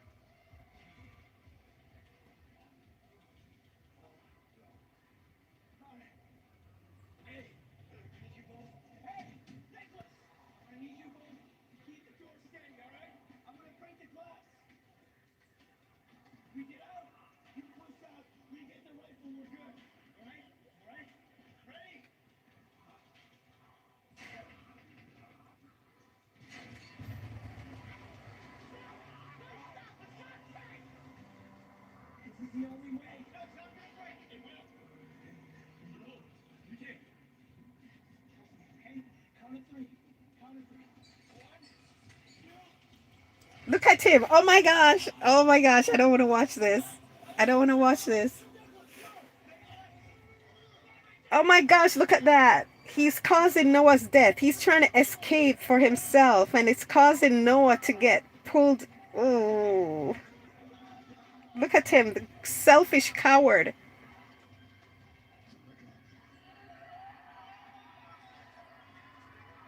Oh,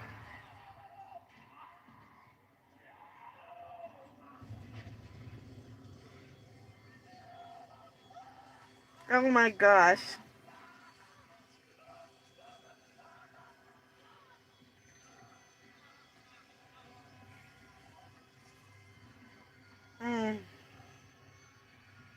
He's being eaten alive. Oh my gosh. Look at that.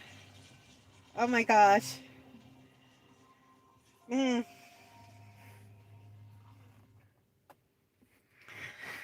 Oh my gosh.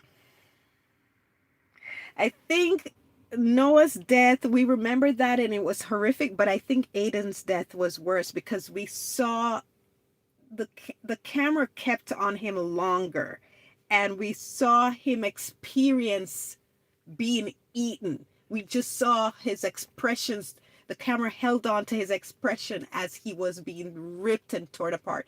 With Noah, it was from the back, and it was a bit, you know, clouded because of the glass. Was like, oh my gosh, we didn't see all of it. We saw the terror on Noah's face for a brief, time, and we heard him screaming, but we didn't see, the camera didn't stay on him long enough as it did with Aiden.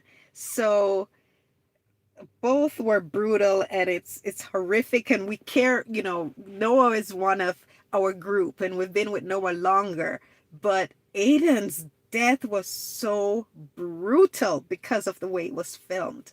Wow, I didn't remember that at all. So that was horrific to see. It's like seeing it for the first time, which is, for me, I think it is because I don't remember that brutal death. So either I didn't pay attention or whatever, but that was horrific. Oh, Carol goes to see Pete. Why wouldn't he be?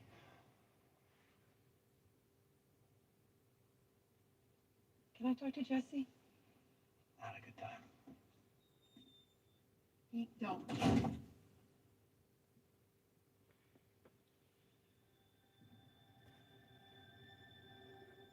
I don't know. What did she say to Pete? I sort of missed it there. Let's see. I was with Sam earlier. Is he okay? Why wouldn't he be?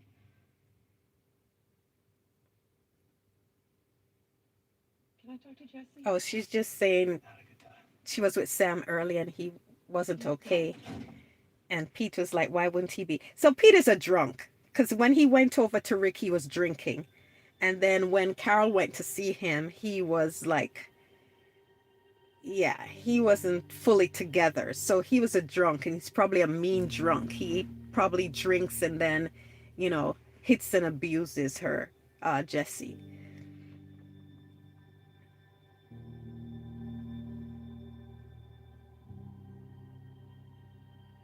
Eugene is all caught up over Tara, and I don't feel any emotions. I just,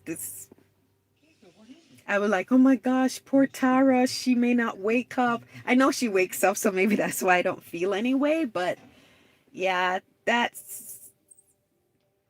scene didn't do anything for me. Look at this coward.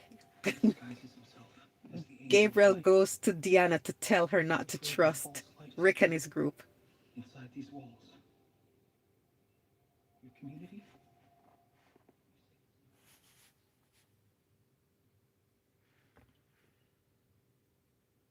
He's grateful to be here, but she made a mistake letting in the others. You see how selfish she is? He's all about himself. And so I cannot stand Gabriel. And Maggie catches him. Selfishness is one of the worst traits to have, you know. Oh, look at Rick playing with his ring. Carol comes to see him. He's hitting Jesse. Maybe Sam too.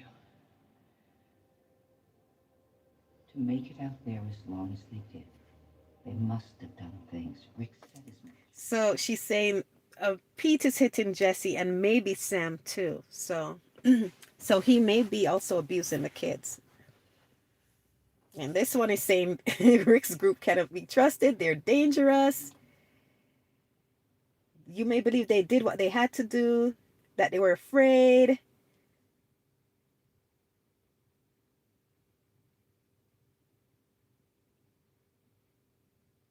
when they'll put their lives above others. Isn't that what he's doing? He's putting himself above them. He's like, it's good that you let me in, but you shouldn't have let them in. You didn't have to. Why are you just now coming to me with this? So when they're juxtapositioning it against Gabriel telling Deanna to get rid of Rick's group, that they're dangerous, they're safe, they're dangerous, and then Carol telling Rick that Pete is dangerous.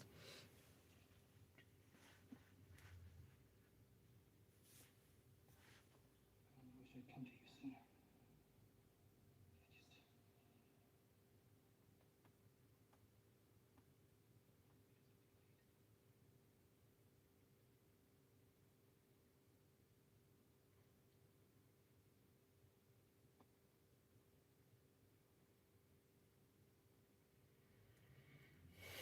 just... And now the van approaches. Oh my gosh, and her son doesn't return.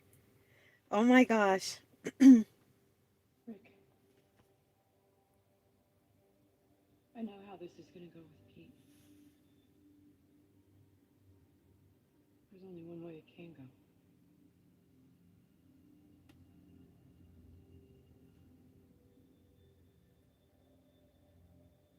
You're gonna have to kill him.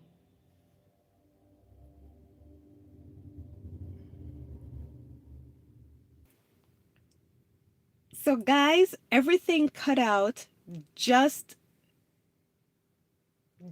everything cut out just as the show ended. Just as Carol said to Rick that he has to kill Pete.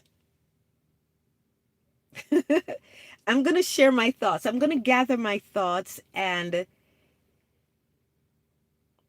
share them with you on what I think about the ending.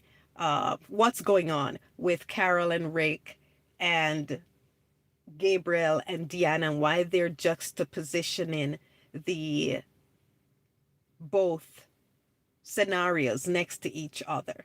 So we've been on this live for almost 2 hours. This was a good one. I changed phones because I noticed live on my other phone the picture quality is really poor. When I'm recording, the picture quality is good. As I'm looking into the camera, everything looks good. But when it's YouTube posts it and I watch it back, it's the quality is so poor. So guys, I'm not taping with poor quality.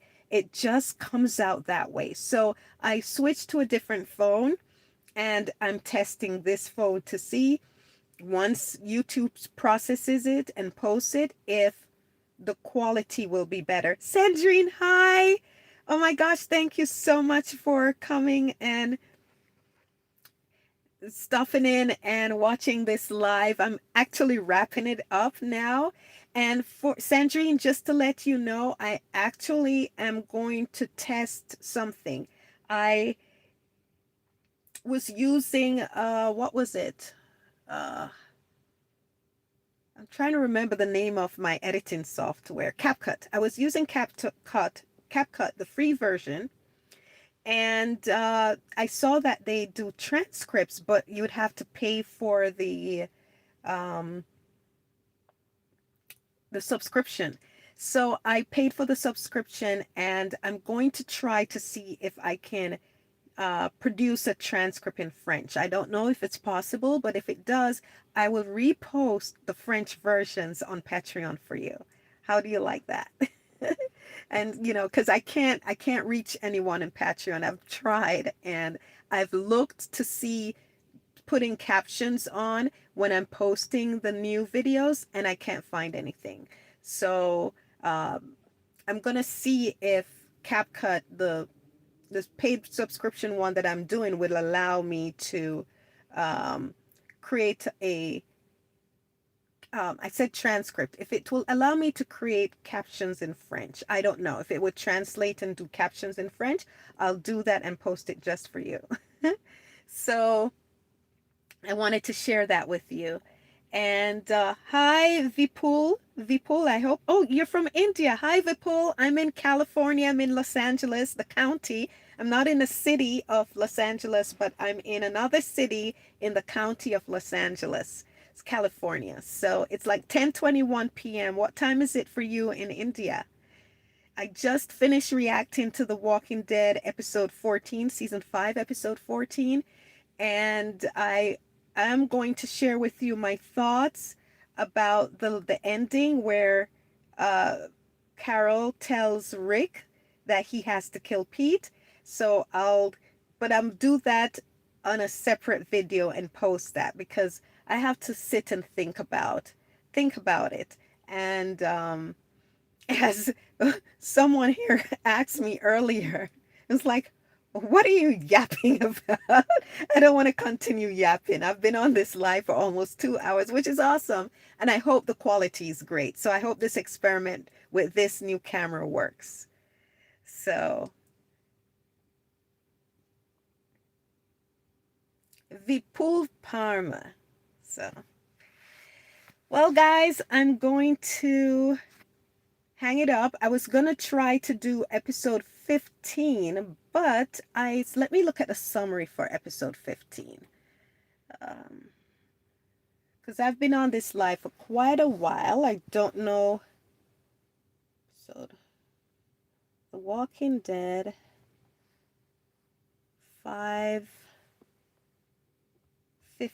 I don't know what that episode is about.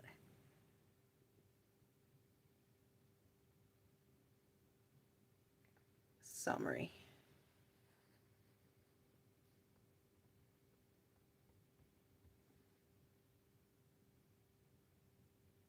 Ah, okay. This is what Rick confronts Pete. So, no, I want to give that episode a little marination. I might do it uh regular style. I don't know yet. Because I liked reacting to it this way because it gets I can put it up faster. I don't have to edit so much. And what I could do is just react to it and then I can post the my thoughts on a separate video later on because I don't have to edit the episode and all of that because it takes too long. What do you think, Sandrine? What should I do? Should I just finish reacting to episode 15? I think I'll do that and then share my thoughts on both episode 14 and 15 in a separate video. I think I'll do that. Just get it out of the way. Let's see.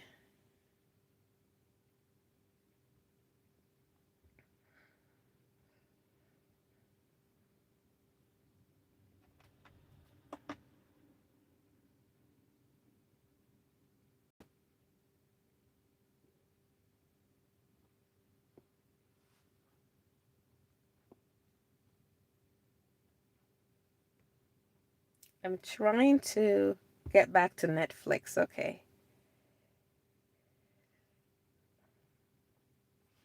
What is your name? Amy Larson, Where do you work? West Side. Okay, so this is episode 15. Let's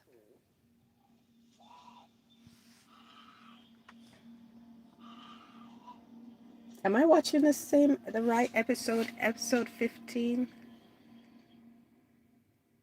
Oh, okay, yeah. It's the right episode. Deanna is sad because has passed.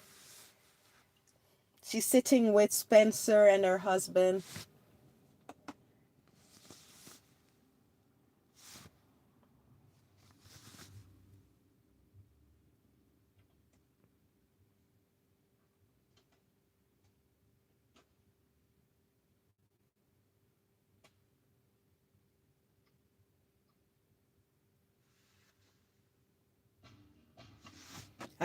Turn that down. Don't want to get copyrighted.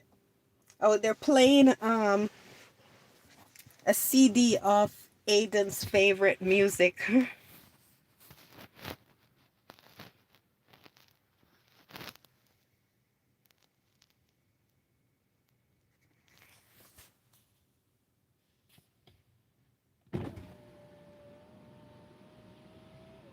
Somebody's cooking. I don't know who. Maybe it's Carol.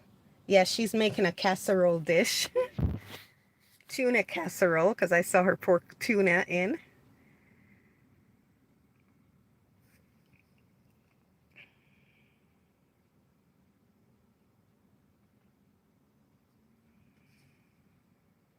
Ah, Carol, she's looking at Judith. So, and there's Sam again showing up.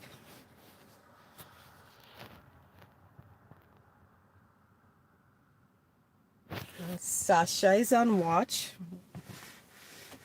She's in the tower.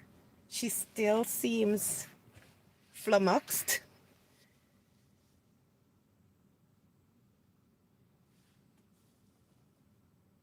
She's not okay, guys. She's experiencing PTSD.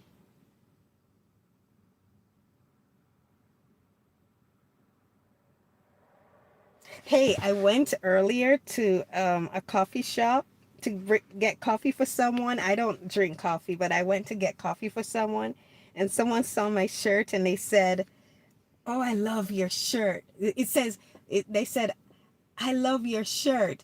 And the guy said, "I love my bed too," because my shirt says, "I love my bed." He said, "I love my bed too."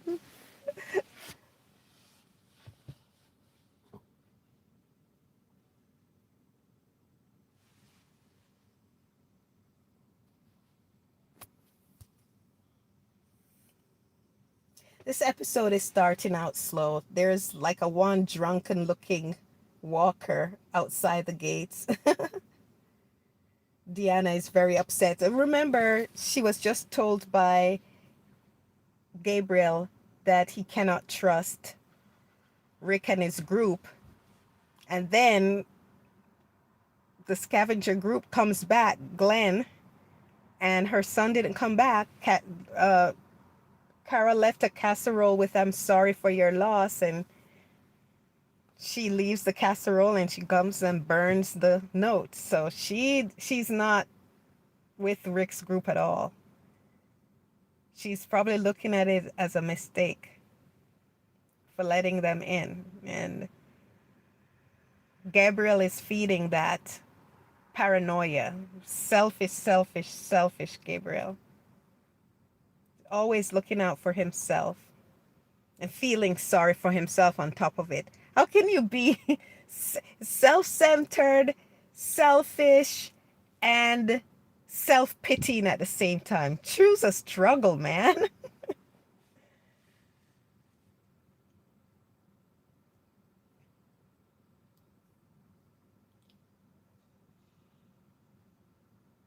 That was a crossbow, so I'm sure that was Daryl shooting from behind. Yes, it was. Daryl and Aaron still looking for people.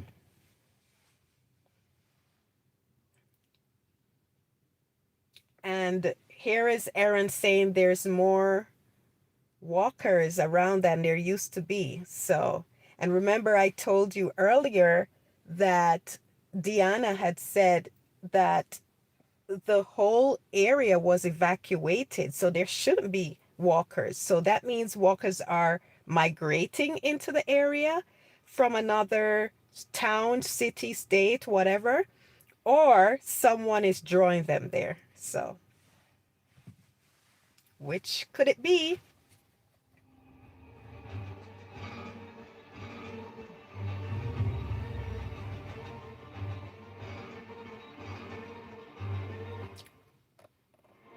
Boom.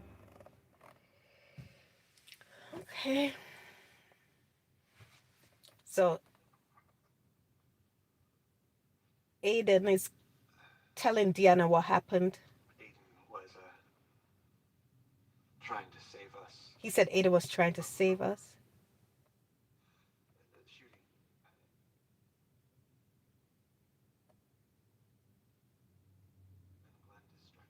Then Glenn distracted him. Lies. And Glenn is telling somebody else about what happened. He's telling the truth.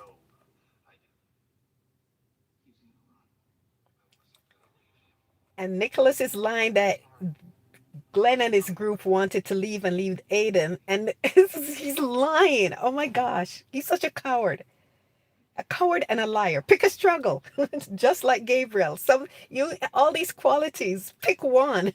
You can't be all of them. That's loser language. Or they were trying to, or they just didn't care. No, I had him. I had his hand. I, if I didn't push back, I'd be dead too. That's right.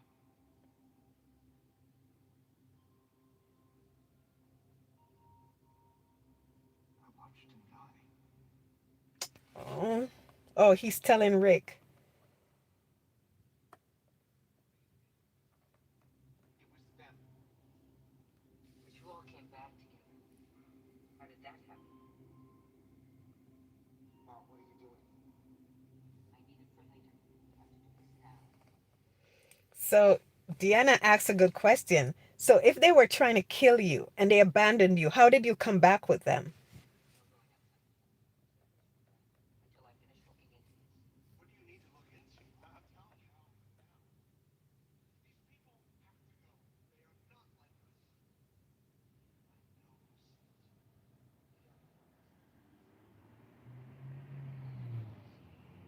These people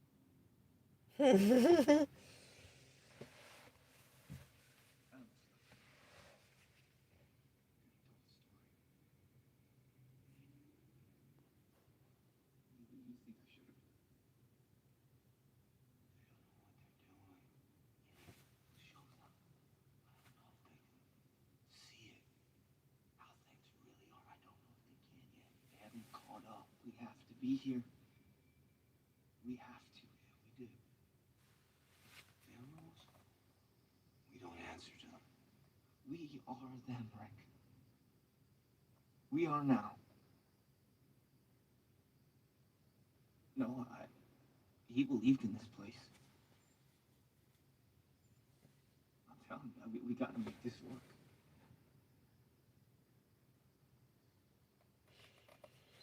Yeah, Rick is saying, yeah, these people they don't know what they're doing. They don't know the realities. They don't know they're in delusion land. So all that Jesse and even Pete were saying to him is we lost too, we understand, blah blah blah blah. Rico's just looking at them. They don't know. And he's saying it here. They all of them. They just he's saying it's not gonna work with them in charge. We can't follow their rules. We have to. Rick is plotting. Rick is plotting to take over Alexandria. And Glenn is trying to let him see that it can work. It can. We can, as Glenn is saying, we can bring them up to speed. We can help them realize. And Rick is just like, he's not hearing what Glenn has to say. He doesn't believe it, just like he doesn't believe what Michonne is saying, where it could work. They can make it work. They can get these people up to speed, you know? Right now they're not there, but Rick doesn't think they'll ever be there. Rick he just doesn't want to work with these people. He doesn't believe in these people. He just doesn't think it can work and they'll never get there. And he just doesn't want to hear it, you know? But he doesn't want to hear it, but he has to put up with it. But he said, if I'm going to put up with it, I have to change it because I have to change it by not going through the people, but just taking over from the people. And the reason why he's thinking he has to change it, he has to do something, is because Michonne wants this place. And here we have Glenn echoing it too. So Michonne wants it to work. Glenn wants it to work because he knows that they need it. Michonne knows that they need it. And Rick doesn't think they need it, but he's going to find a way to take it and keep it because not because he believes in it, but because Michonne wants it. So, wow.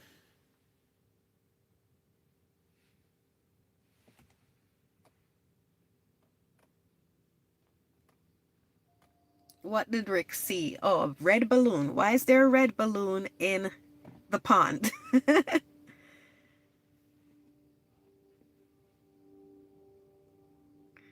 There's Jesse and Sam sitting on the porch, and the big brother, and Carol watching them. Send a casserole to Deanna's family. Want her to see it. Is that about Pete? About what I said? Yeah.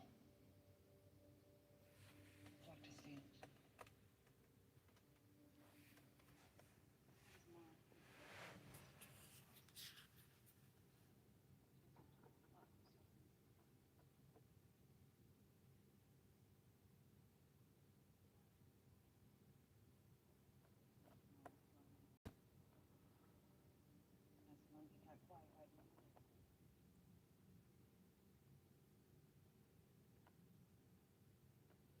So Carol is telling Rick, after she told him in the last episode that he should kill Pete, she's telling him now more of what Sam said, um about the abuse, the details of the abuse. And Rick is listening to this.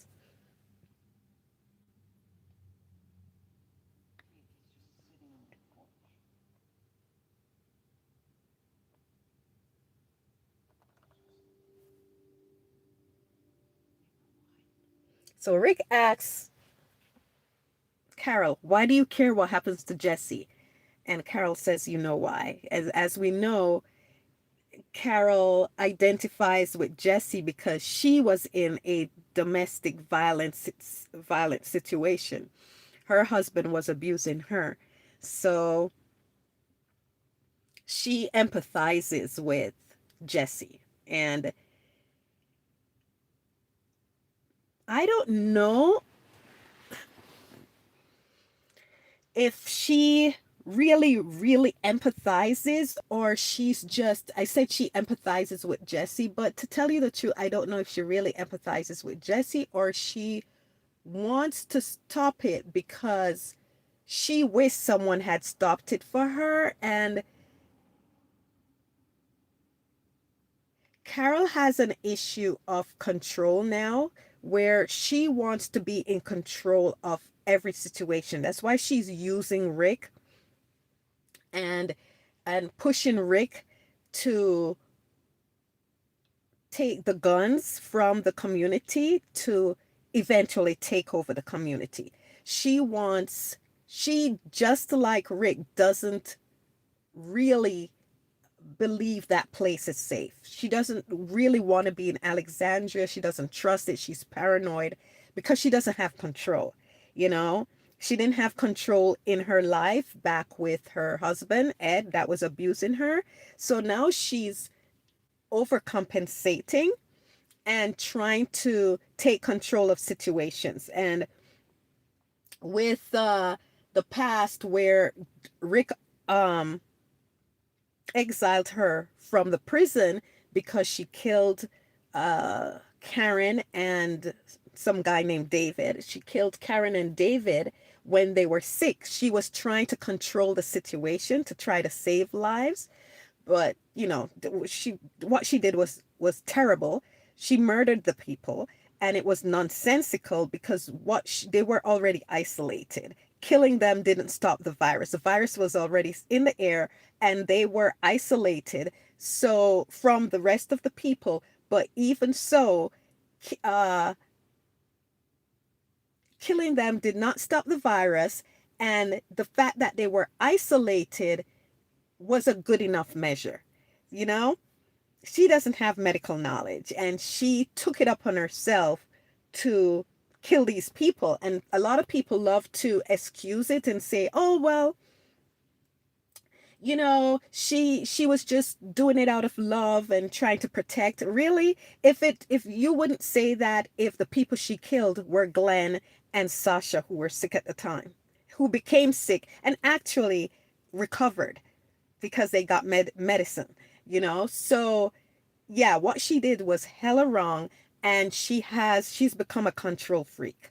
She's become a control freak. So right here, she's witnessing she's just like Rick, reliving the past, trying to do over the past. She didn't take control. She was afraid. She blames herself for not standing up to Ed, not leaving or fighting back. And so here is another opportunity where she can do something. It's the same with Rick. Everybody's using Jesse. He sees an opportunity where he can protect this woman who, whenever he's around her, brings back floods of feelings about Lori.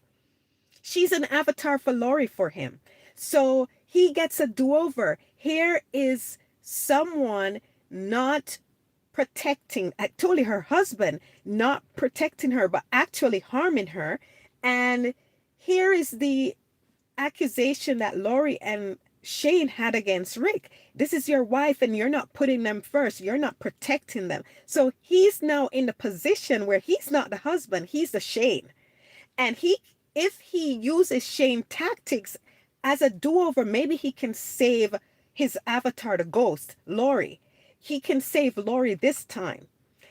Carol thinks if she killed Ed like she wanted to but was too afraid to do, she could have stopped the abuse against her. And, there were hints that he was trying to mess with their daughter, messing with her or trying to mess with their daughter. So she could have saved Sophia in that way, you know, in the domestic violence situation. So here's a do-over.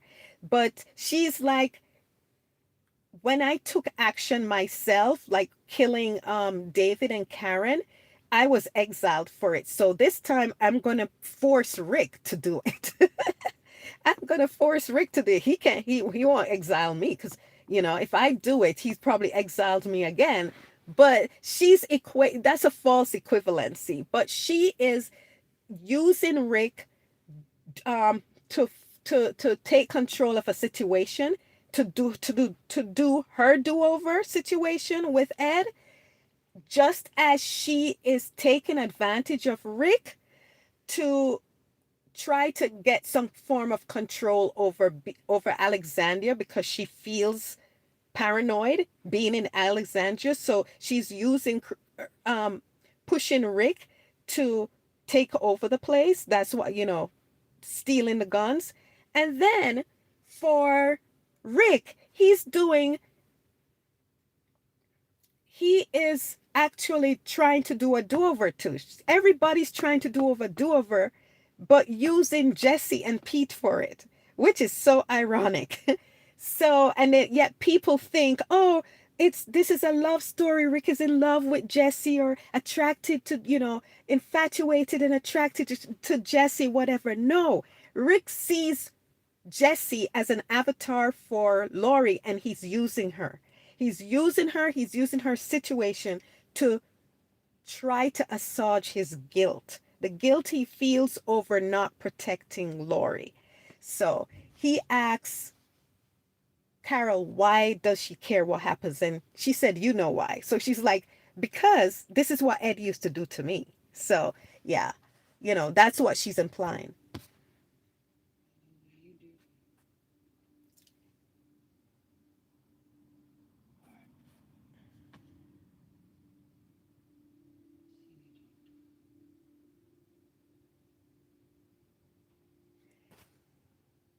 So then she says to him, I know why you care about what happens to Jesse. And he says, why? And she said, well, I've seen you talk to her. And implying that, oh, I see you're into Jesse, right? So you care about her. So in that way. But notice one thing. Carol is implying that Rick cares about Jesse because he wants Jesse for himself. Carol is a manipulator because there's something that Carol knows. And if you notice, only person that in essence knows anything is going on with the Jesse Pete situation in terms of Rick getting involved with that family. The only person, for now, Deanna is going to be involved, but the only person that knows anything is Carol in Rick's group. Glenn doesn't know, Maggie doesn't know, Michonne doesn't know, Sasha doesn't know, Abraham doesn't know, Daryl doesn't know. Nobody. It's like this, what's going on with Jesse is not the real world for Rick and his group. When I say the real world, that situation is like a non-entity to them, right?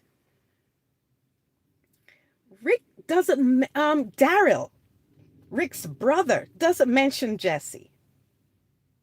Could give two hoots about Jesse. So what does that tell you? Jesse is a non-factor. But why would it was for them, Jesse is a non-factor. If Rick really cared about Jesse or was really into Jesse, the group would have an idea about Jesse, or and some people say, well, because she's married, he's trying to not advertise it. No. Michelle knows everything about Rick, authentically about Rick. Because as I said, when Michonne is dealing with Rick, he doesn't hide his real feelings in the terms of when he's dealing with reality. He doesn't hide his real feelings about what he feels about Alexandria and the Alexandrians. He doesn't hide that what he feels about them and about the place. So he's presenting the truth to her in that way. The only thing he's hiding that for him is real, because Michonne is his confidant. The only thing that is real that Rick is hiding from Michonne is that he's plotting to take over the place. If the Jesse situation was really real for Rick and not some ghost games he's playing, Michonne would know about it. But Carol is trying to keep Rick on balance. She's trying to manipulate Rick. She's keeping Rick in his paranoia. Because remember when they were at the gate, Carol said to Rick, she watched Rick and Michonne. She knows Rick and Michonne are like this. She knows the influence Michonne has on Rick. So she says to him, even though you were wrong, you were right. Even though Michonne was right and you were wrong, you were right. So in essence, she knows, everybody in the group knows that Rick is influenced by Michonne. We saw what happened in the barn. All of that was not for nothing. They saw Rick make a decision and Michonne said no. This is what we're going to do, Rick. You know why? Because Judith needs it. This is what we're going to do. You all need it. You guys are lost. So I'm taking over, Rick, in a sense that we're going to check this out because we have to stop. Everybody saw Rick give in to Michonne. Carol goes up to Rick on an aside and tells him, yeah, she may be right in this instance, but you're not wrong. So in essence, she is trying to, because she agrees, she's in paranoia too, and she agrees with Rick's paranoia. She cannot afford Rick to go the way of Michonne. She cannot have Rick be under the influence of Michonne because she cannot control Rick that way. Carol wants control. Carol wants them to do what she wants to do because she feels paranoid in that place. So she wants them to hide the guns. She wants them to take over. And now add the Pete factor, which reminds her of Ed. She wants Rick to kill Ed. So what's the best way?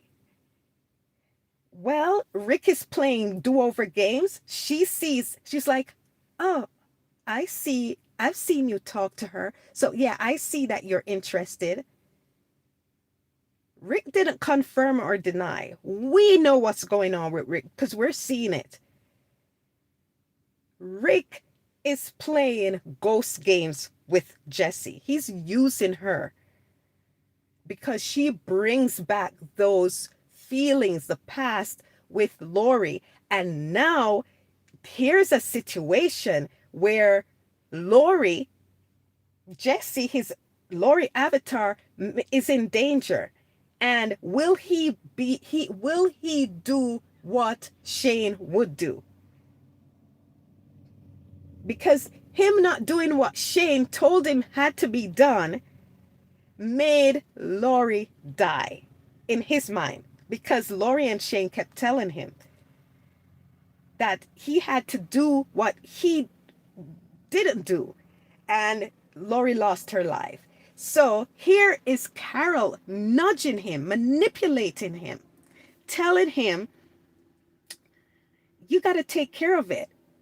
You got to take care of it. And, I care about it because I want to do over my life. I didn't kill Ed. So I want to do it, but I'm going to make you do it for me.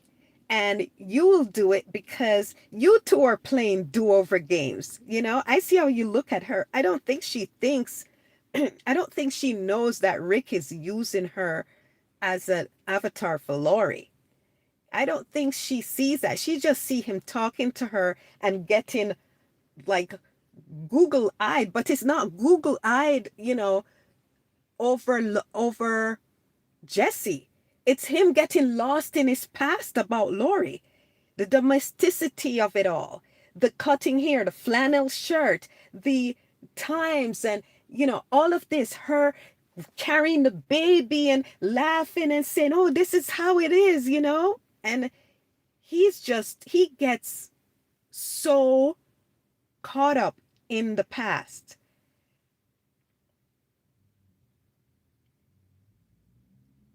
Hi, Moody. Is she Michonne? No, I'm not Michonne. No, Michonne isn't real. The actress that plays Michonne, Danai Guerrera, she's not on YouTube. She has an Instagram. You can check her out on Instagram, but no, she doesn't have a YouTube. So no, this is just a fan account. I react to The Walking Dead and I give my different takes on the show. So yeah, no, I'm not. I'm not Michelle. My name is Nadine. Hi, Moody from Syria. So Carol is in manipulation mode and she is pushing Rick to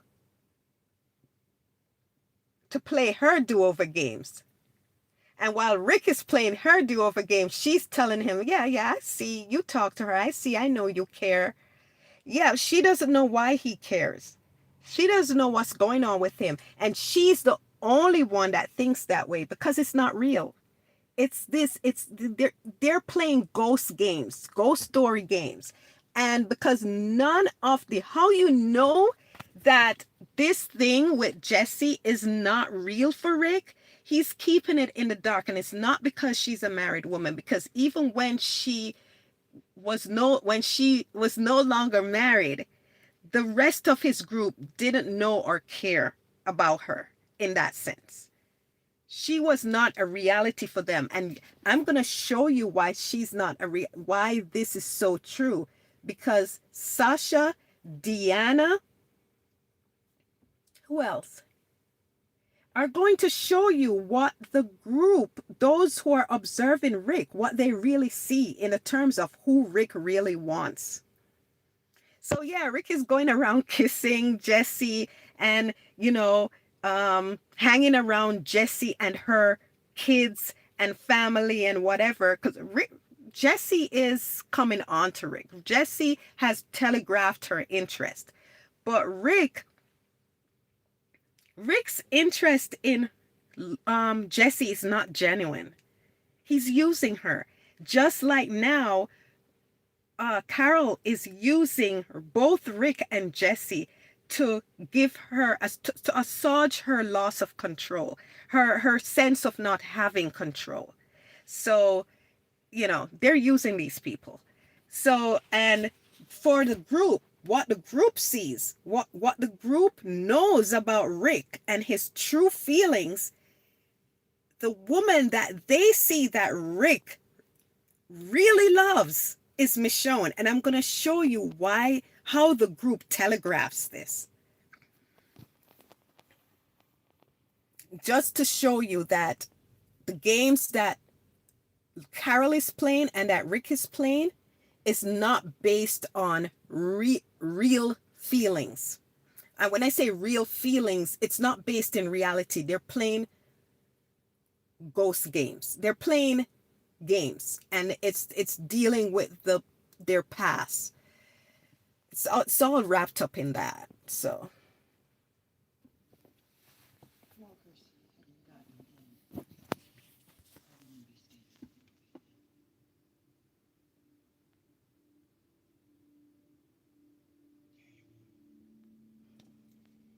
she's saying if Walkers hadn't gotten Ed, she wouldn't be here. She's implying that Ed would kill her. But Rick says no, you would be here.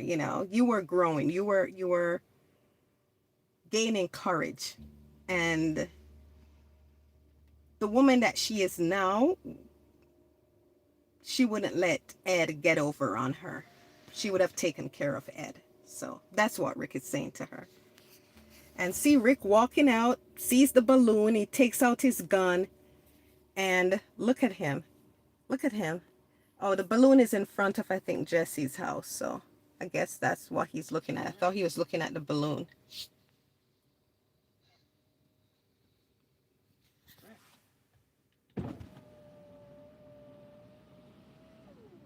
Pete is calling to Rick. And Rick turns around and looks at him. Are you okay? Pete asks. And Rick is like, look at Rick. That's Pete. But look at Rick. Walking. What are you?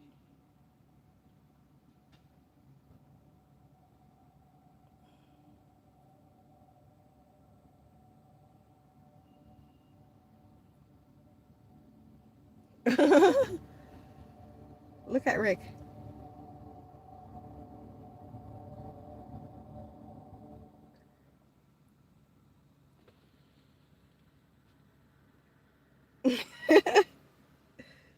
Oh, there's Michonne.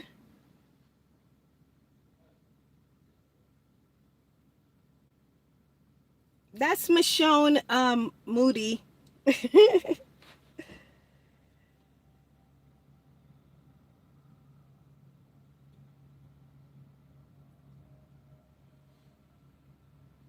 I like Michonne's room.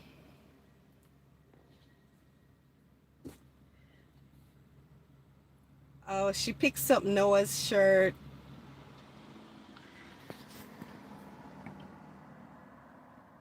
She's sad about Noah.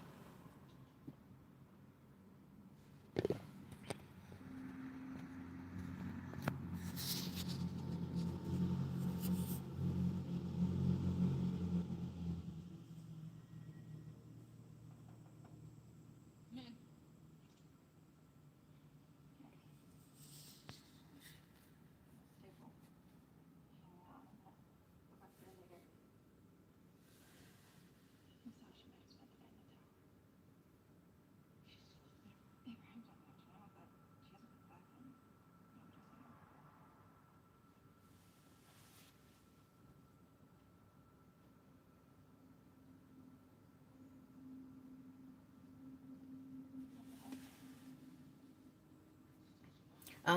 Rosita came to get Michonne because she said that Sasha was up in the tower all night.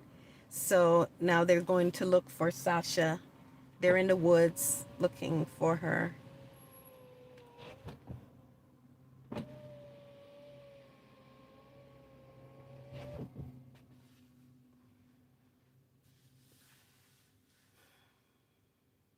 Some have been out since we've been here.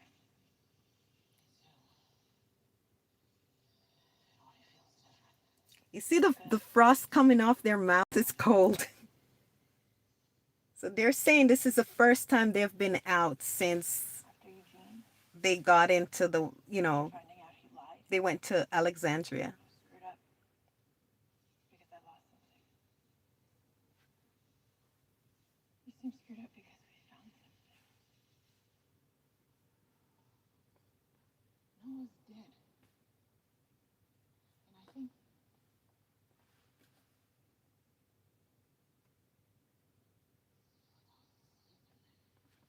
You're trying to forget. Try. I don't want to forget. So don't. That doesn't mean you have to give up. So You didn't bring your sword with you. she said she felt like she was asleep inside Alexandria. So, and she doesn't want to forget what's out there.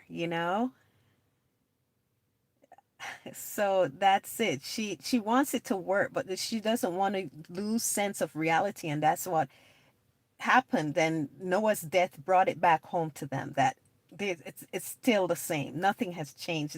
It's really nice in Alexandria, but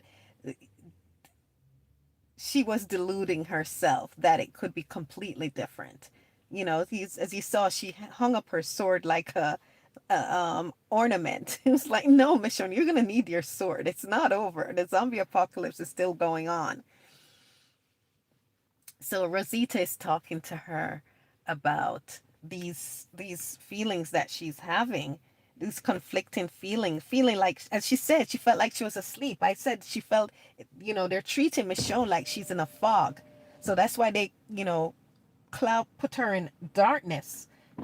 Just when she was at the party, they had her outside in the dark, trying to represent her mind that's foggy state. So it's like they're all off into their own little PTSD world. And Michonne just summarizes it perfectly. She felt like she was asleep. Noah's dead. What was she doing thinking that, you know, things could just change? So that's why I told you that she was being a little delusional. And the only one that I see that has a real grasp on what's going on is Glenn. Glenn had the hope, like Michonne, that the community could work for them as a base, but he wasn't deluded about. And Michonne isn't really deluded, but it's like she wants it to work so much that she's trying to push away what's going on outside. But Glenn wasn't trying to do that while having that same hope that the place and the community could work for them. So, and then you had Rick and Carol completely on the opposite side spectrum, where they are just trying to. They're just in. They're not in reality. They're in La La Land. They're in a fugue. So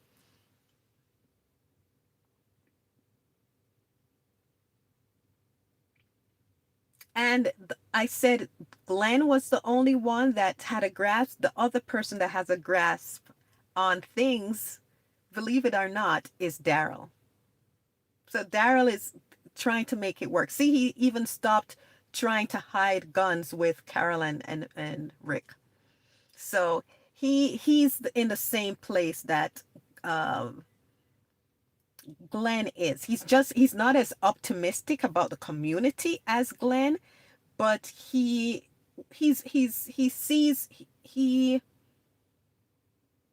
sees that Aaron is okay, and he thinks that the place is, it's not 100% for him, but he he's willing to do his part to make it work.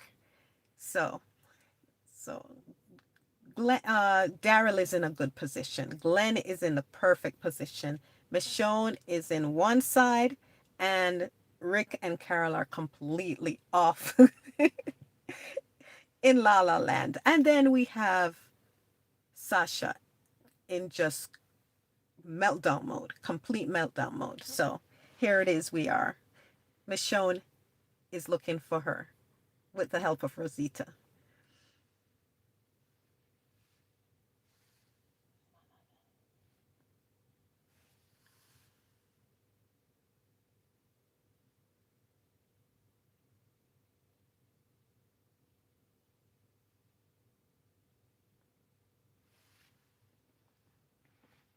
Rick and Deanna. Sorry for what happened. You're not. I'm not.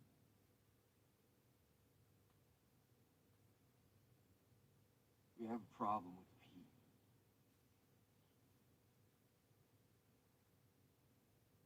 I hope did it get better.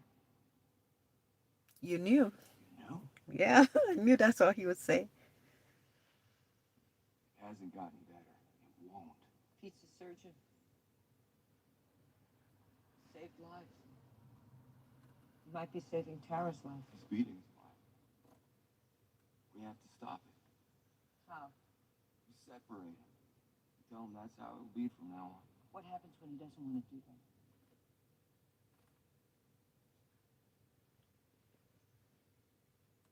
It's not his choice.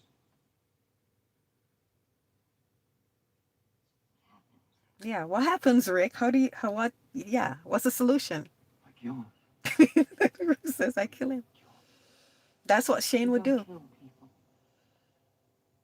That's what Shane would do. Civilization, Rick. Warning someone to stop or die, that is civilized nowadays. Oh.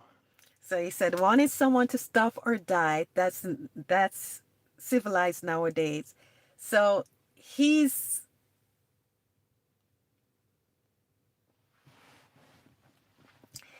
taken it to the point that it's do or die. That's how Shane said. That's how you protect Lori and Carl. It's do or die. You can't use the same tools that we used to do before the zombie apocalypse, because people, they're just, as he told Deanna, out for themselves, how looking for a way to take what you have, get what you have, get you out of the way. They're going to kill you. It's if you don't take care of them, they'll take care of you. And he didn't take care of that guy in the prison, and he turned back and killed Lori. And he's haunted by that. So here he's telling Deanna, because she's saying, "Oh, what can we do? He's a surgeon, and he's doing this. I can't make him stop. How do we solve this?" Rick is saying, "Kill him." She's like, "What? That's uncivilized. We can't do that." And he's saying that is civilization nowadays. So he's taken on Shane's philosophy in how to protect someone like Jesse, someone like Lori, just like how Lori and Shane used to tell them the way to do it is to put Lori first. You can't be the guy you were before the apocalypse. You can't think about serving the community and being, valuing life. But so you have to be like Shane.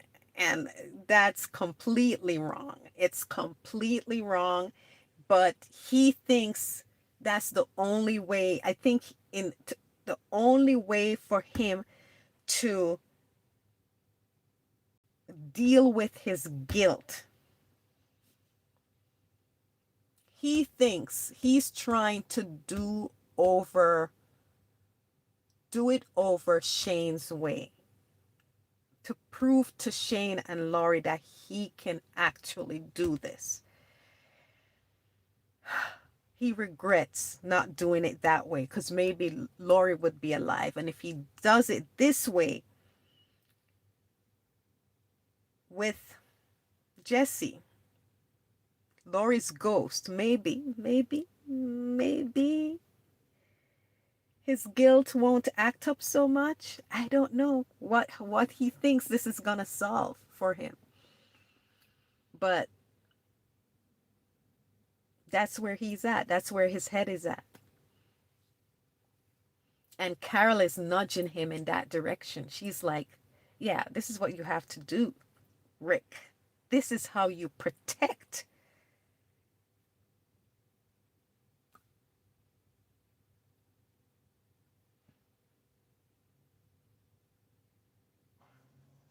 So we just let him hit her? We let him kill her? No, we exile him if it comes to that. We do that. We don't know when he comes back and what he does to him. Letting him go. Letting him go makes his place vulnerable. She's saying we exile him. And we don't know when he'll come back. That's what happened.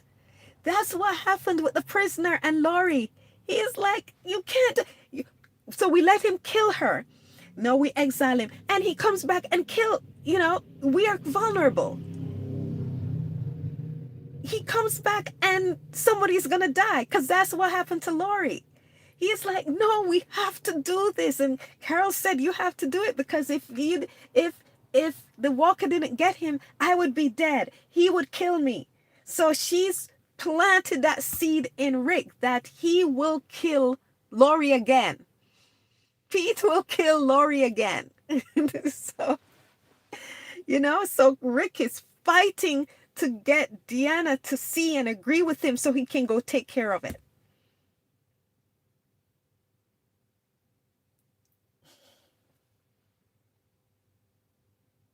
Go.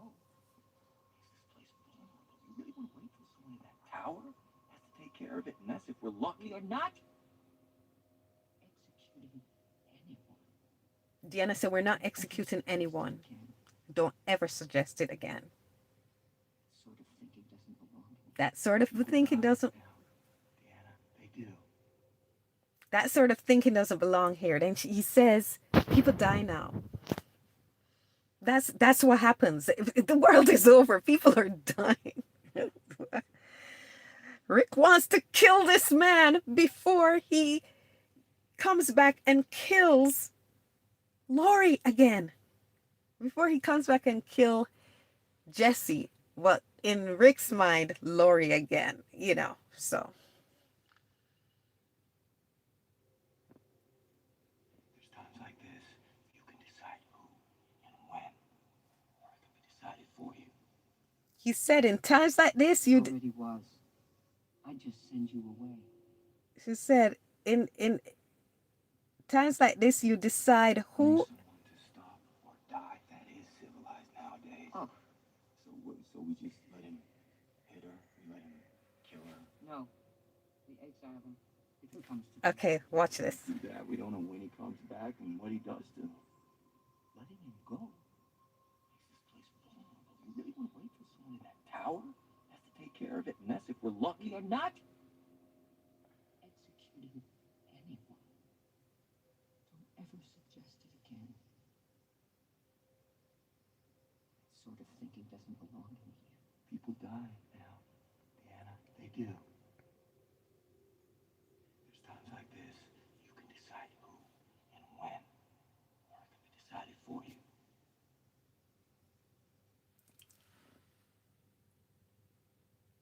Do you see that? Who or when, or it's decided for you. That's straight out of the Shane playbook. Straight out of Shane's playbook. It already was. I wouldn't kill you.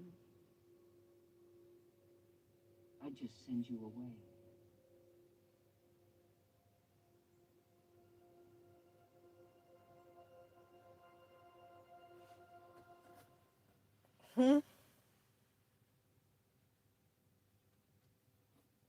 They found Sasha because they found bullet holes in a bunch of walkers, so they know that She's out there sniping.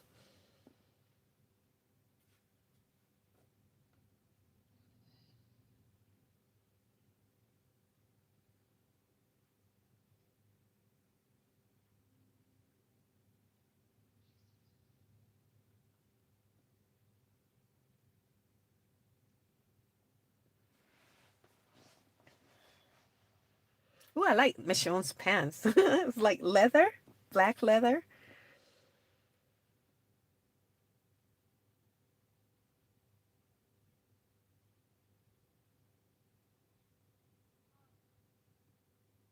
Oh, Carl and Enid. I'm not into the tween stuff. I never was. When I was a kid, when I was a teen, I loved like Nancy Drew books and stuff like that. And I loved cartoons, tween cartoons like Gem and the Holograms. Do anyone old enough remember those cartoons? So I like those stuff, but now as an adult, I just can't get into the tween kid stuff. It's just no.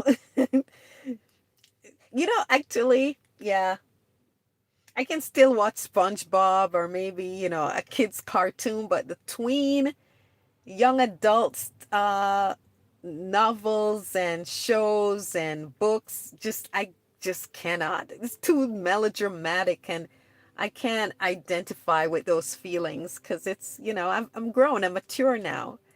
So,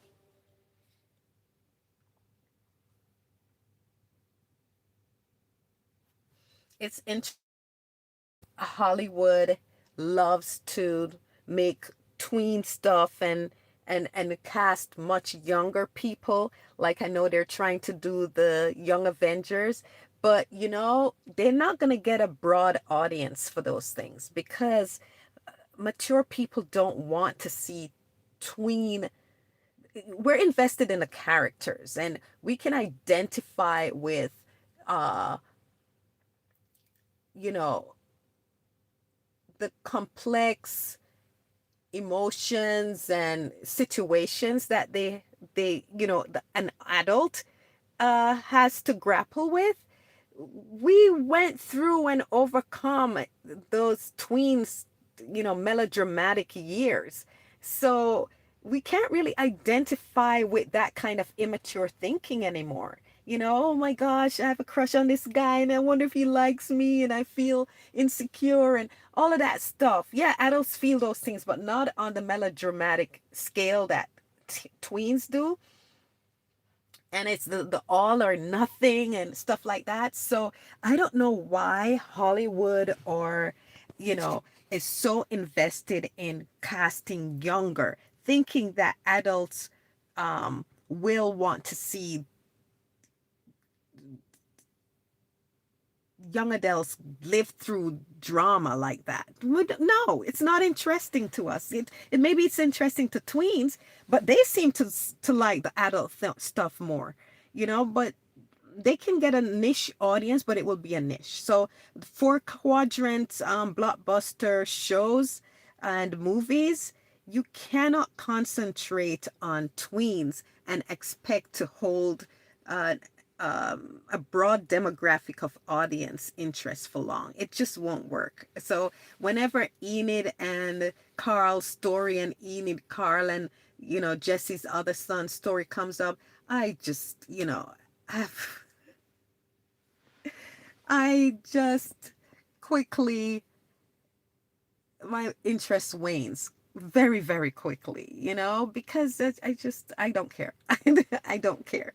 So, Hollywood trying to go younger with the Avengers, good luck to them, because I ain't watching that.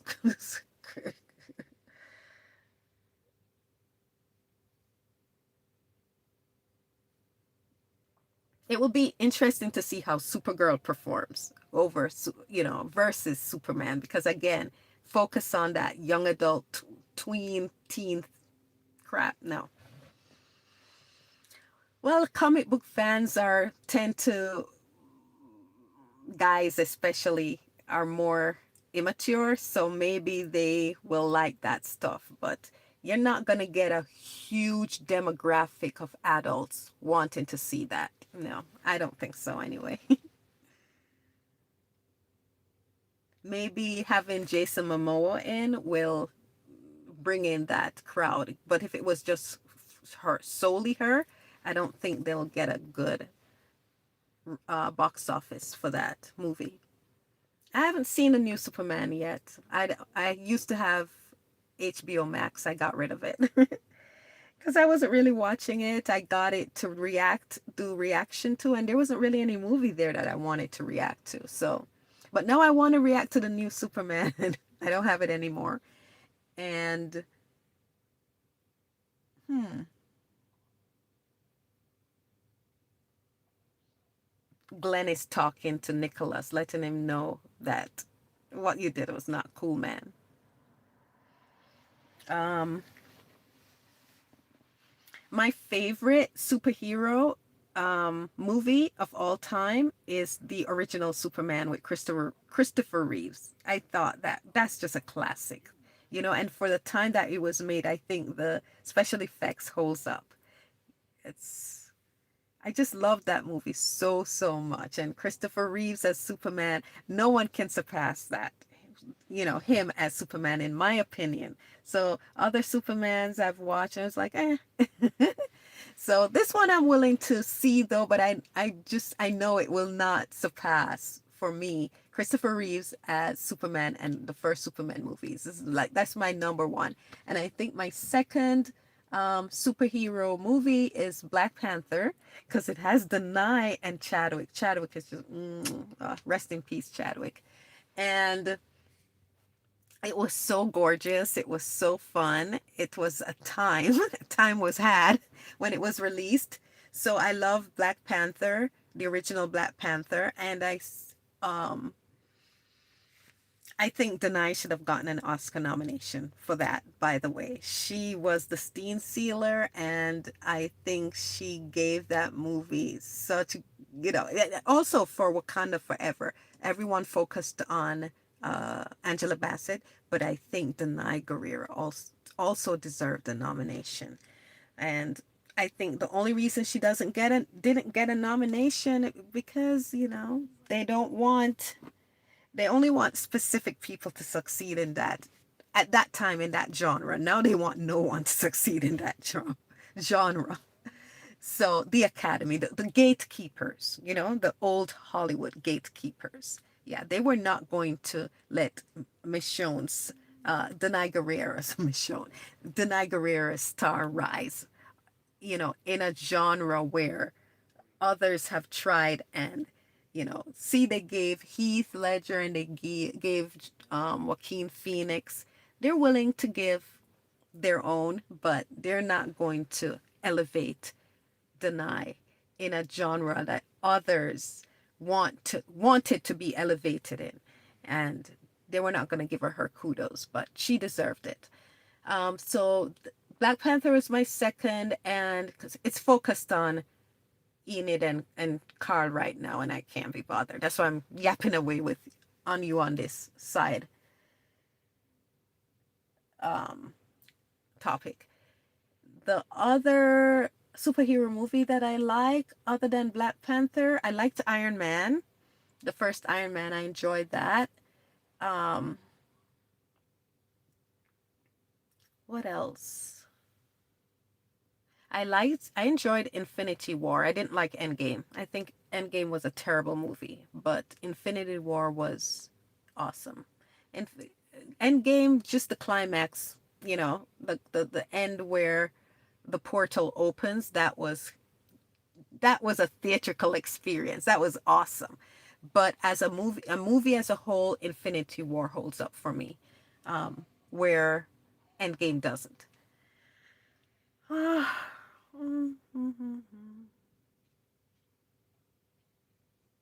And that's about it for superhero movies. I'm just, yeah, like most people, I've lost interest. This multiverse saga was crap. It was like, there are no real stakes, with a multiverse. You can just do over, bring the character back as someone else, yeah. Mm. Oh, I enjoyed the Batman. I loved the Batman. It made me interested in the Batman. So it was the pairing of Robert Pattinson and Zoe Kravitz as the Bat and the Cat. Loved it. Loved it. It made me even search and watch some of the games on YouTube, the Batman games. I think Arkham or something or another. They were good. And it was about the relationship with the bat and the cat. I loved it. I love the bat and the cat together. Whatever iterations they do, I loved it. So I would give the Batman number 4 for me. Okay, they found Sasha and now they're joining her.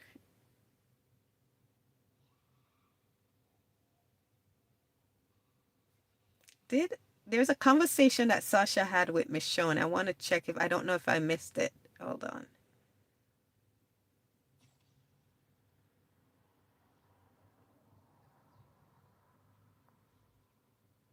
Okay, they didn't have it yet. So, okay. Oh, we're almost through episode 15, guys.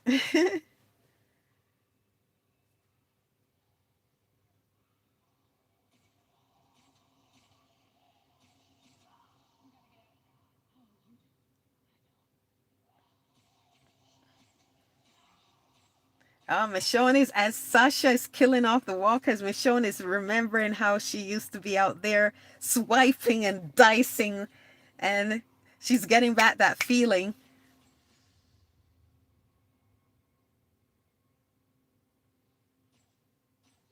So she starts shooting now. She doesn't have her knife with her. So she starts shooting, and there goes Rosita. So now they're like, okay, let's get our mojo on. They can't lose their edge being in Alexandria.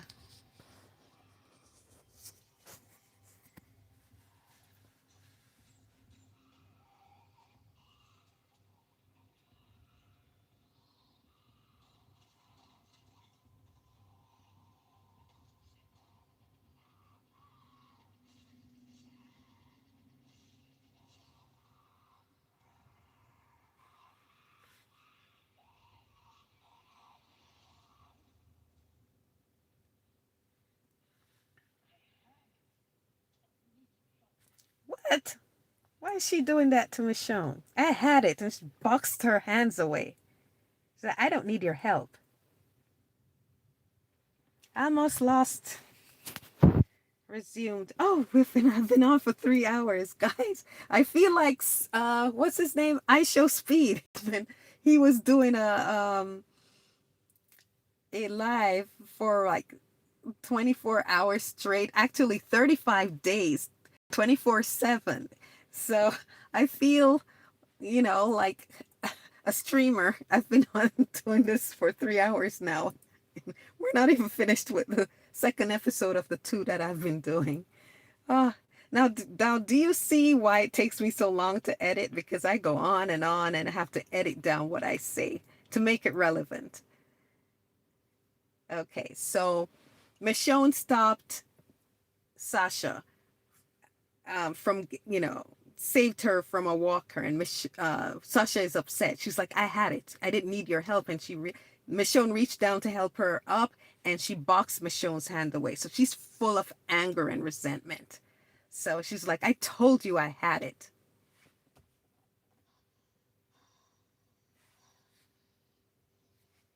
You? You can't do anything. It worked out for you. Don't you see? You can't help me. Nobody.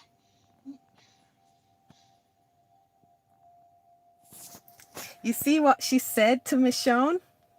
You? It worked out for you. You can't help me. Because here Sasha is saying, I lost everyone. Hi. Hi, Nor.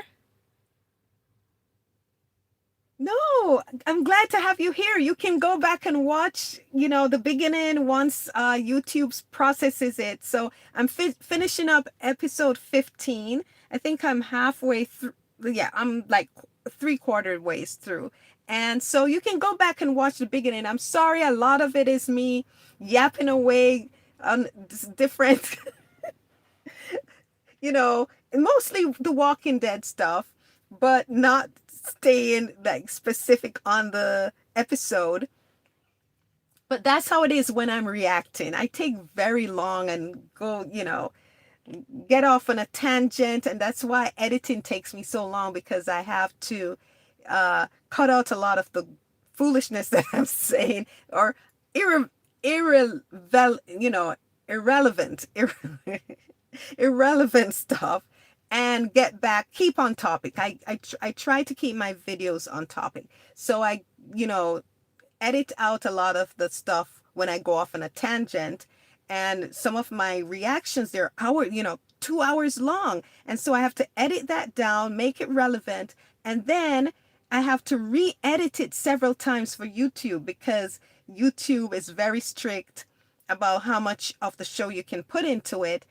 But if I edit out too much of the show, some of the stuff I'm saying doesn't make any sense. So it it's a trial and error trying to get it right for YouTube. So I'm loving doing it this way, because you guys can go back and fast forward stuff that I'm saying that may not seem relevant to the topic, and I don't have to edit, and I can post it, so you guys don't have to wait to hear my takes on certain things. So here I said that I was going to try to um, get into some of the topics later, discuss it, and post that discussion, so that it's more concise and together and not all over the place.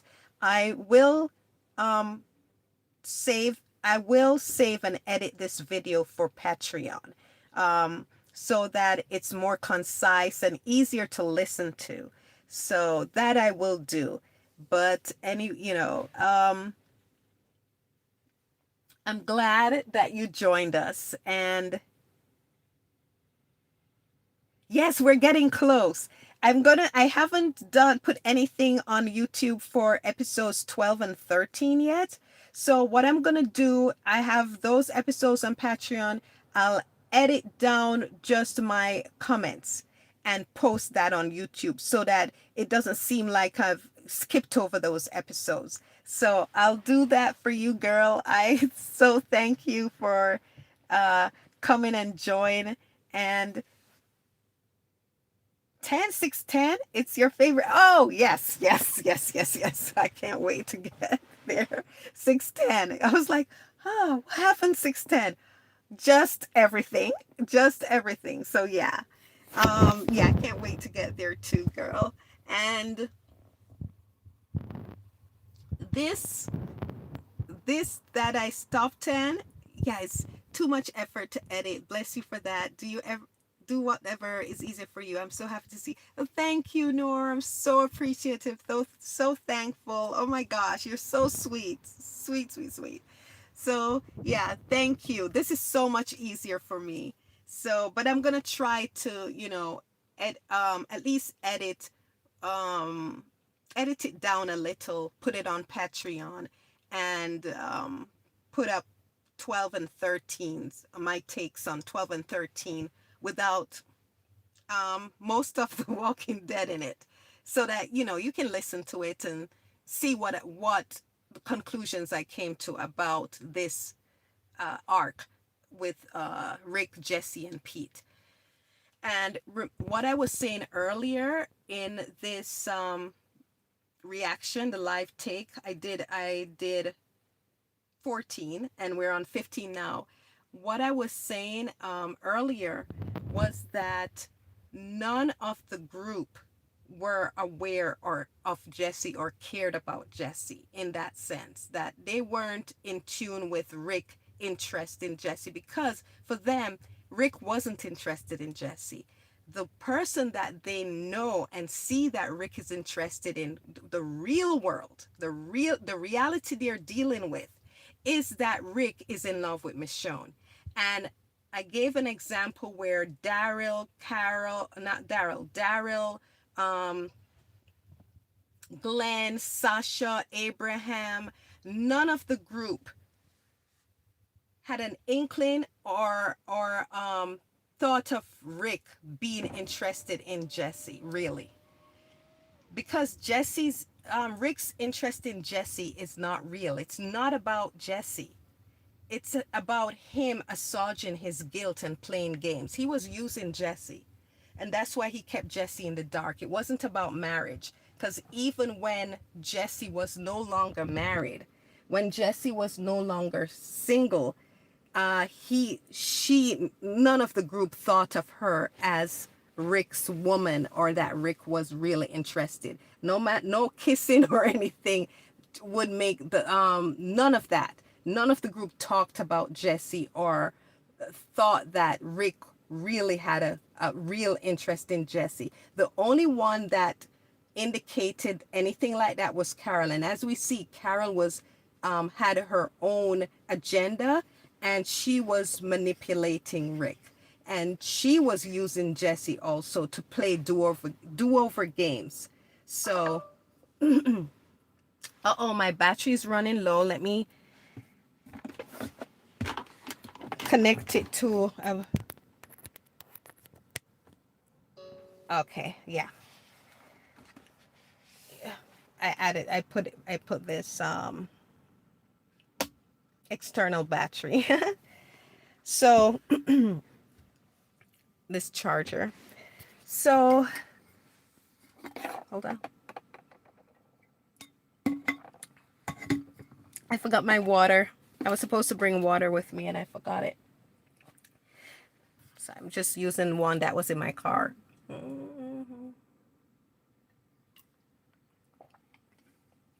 Yeah, so Carol was playing do-over games, wanting Rick to kill Ed as she wanted to kill Ed. And she was trying to not get Rick to focus. Yeah, she was trying to get Rick to focus on Jesse. And because she knew that Rick's interest is in Michonne. But she doesn't want Rick focused on Michonne because she sees Michonne has influence over Rick. And Carol wants to influence Rick. Carol wants to control Rick. So it's in her best interest to try to keep his focus on Jesse.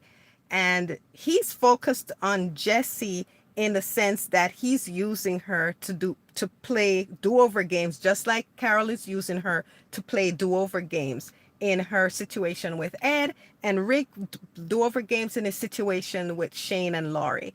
And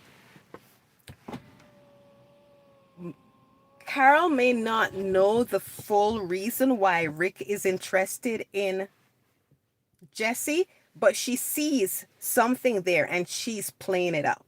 She's playing it up because it serves her purpose. It serves her agenda. So what I was getting at was that the group, Rick's family,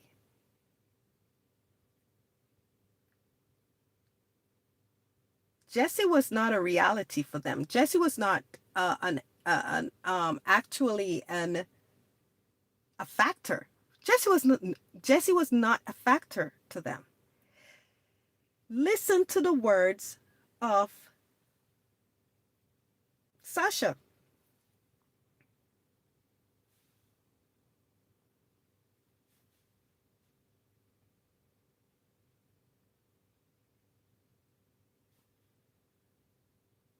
Told you to go.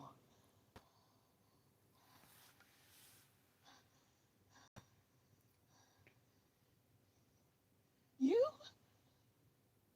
You can't do anything. It worked out for you. Don't you see that? You can't help me. Nobody.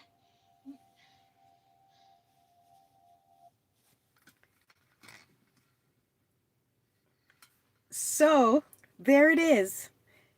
It worked out for you. What Sasha was saying was that, Michonne, everything is okay for you. You got to safety. You got to this place with your loved ones. You are okay. You have Rick. I don't have Bob. I don't have Tyrese. You have Rick, Carl, and Judith. It worked out for you. So she sees it. They see it. Carol sees it, even though she's trying to manipulate Rick. But Rick's group sees who Rick has a relation, who Rick is in love with, and who, who unbeknownst to Michonne, who Michonne is in love with. They see Rick and Michonne as together, even though they're not together. You see what I'm saying? The people closest to Michonne, the closest to Michonne and Rick, Rick's family sees him and Michonne as the couple. Jesse's not on their radar. So it tells you Jesse's not real. The games Rick is playing with Jesse, it's not real because nobody sees it. Nobody sees a true interest from Rick.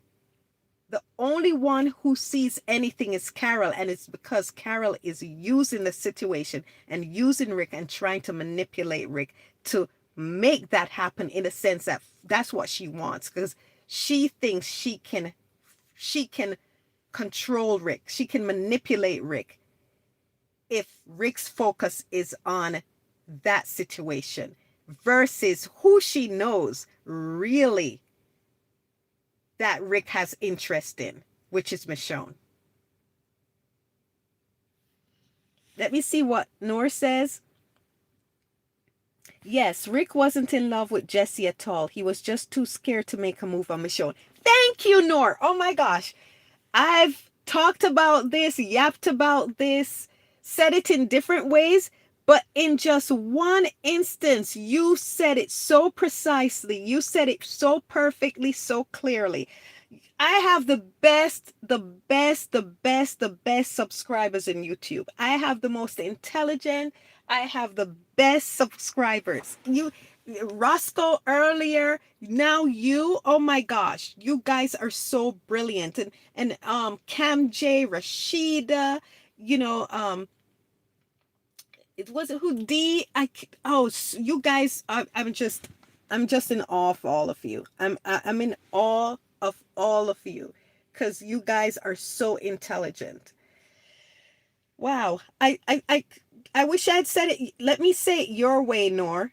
Rick wasn't in love with Jesse at all. He was just too scared to make a move on Michonne. He was too scared to lose her, so he lied to himself, trying to move on, but can't change destiny, Rick. Oh my gosh. That's it. You summed it up perfectly. You encapsulated everything that I've been saying and going on and on about, but you said it so concisely, precisely, perfectly, eloquently. Thank you, Noor. Oh my gosh. Just, oh, brilliant, brilliant. Yeah, I did feel sorry for Sasha too. It's just, she was, oh, poor girl. Everybody in the group knew about Rick's feeling for Michonne. Exactly. Everybody. So that was what Sasha was saying. It worked out for you. You have Rick. You know, you're settled. Rick, you and Rick are, you know, you have your boyfriend, your husband, right? I don't. I lost my loved one. You have your loved one and he loves you and he's here for you. And this is while Rick is playing ghost games with Jesse. Yet that's what she sees. That it's Rick and Michonne.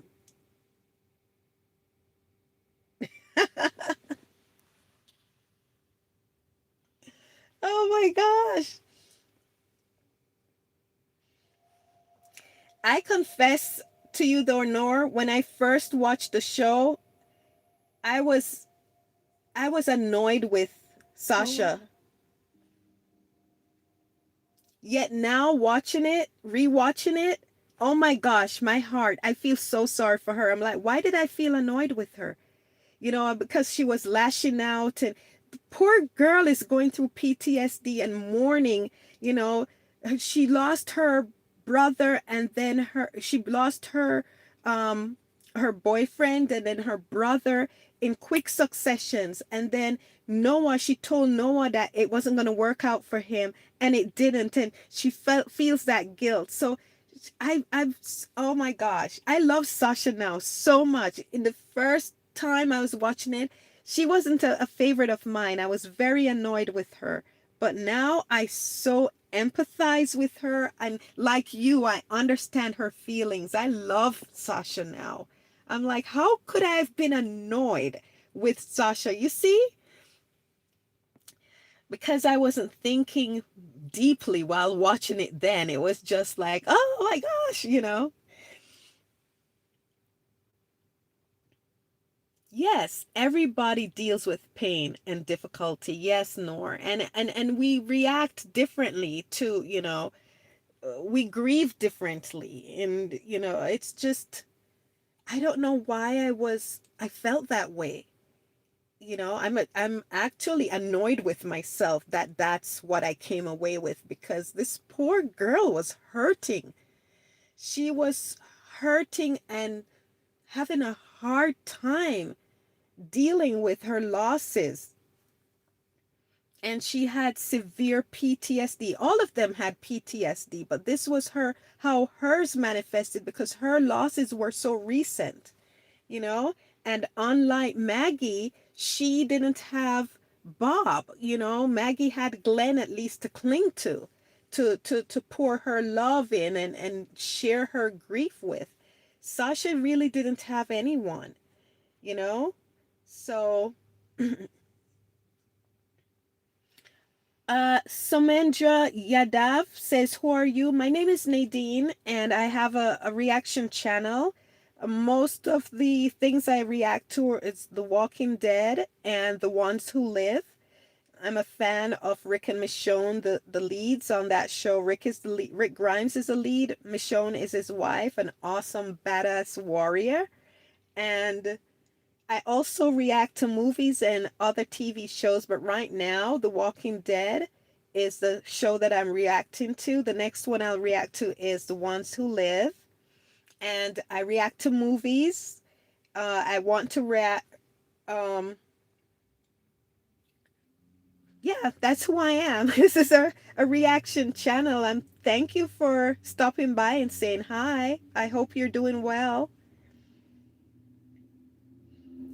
Don't. We all felt the same, but that's the good thing about rewatching the show. We see and feel things we missed the first time. That's true, Nor. That's so true. Who are you, Sister Samandra? I told you who I am. So, who are you? Tell me about yourself, Samandra.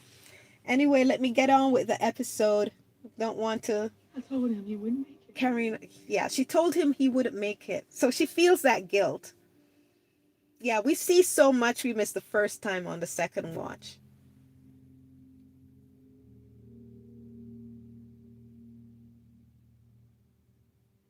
Oh, poor Sasha.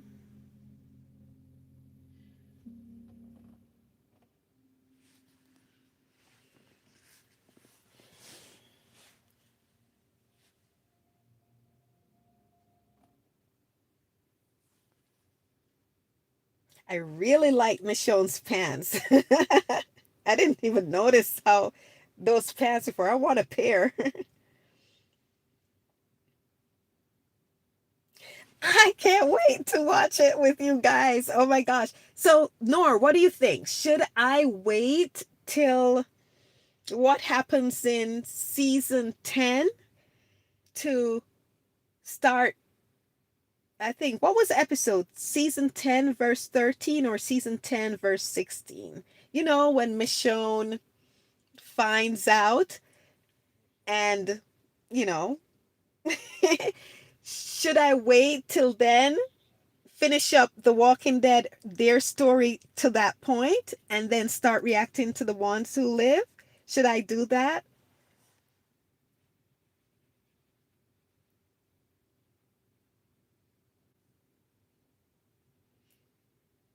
And we'll have to do it by appointment so that we have a lot of the ones who we have a lot of Rishon fans in the chat while we're reacting because I want us all to react together. Okay, I'll do that. I'll do that, Nor. So, yeah, we have to schedule it so that a lot of us are in the, a lot of us are live while we're reacting to it so that we can, dialogue and talk about what we're seeing and what we feel about the episode. Oh my gosh, look at that walker. Yikes, look at it's I was going to show you. She's eat they tied her to a tree and she's completely eaten out. Yuck.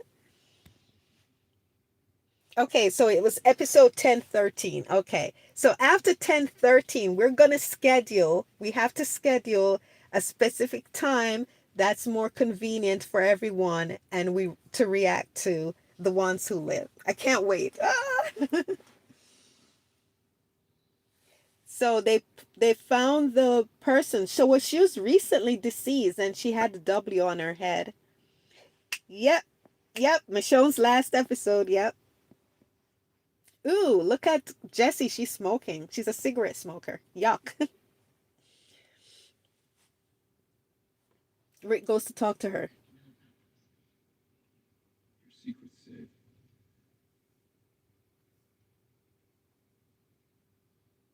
Noah was a sweet kid.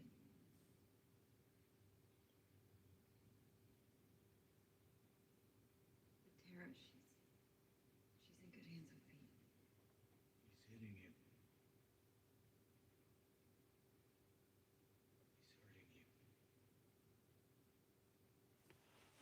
It has to stop.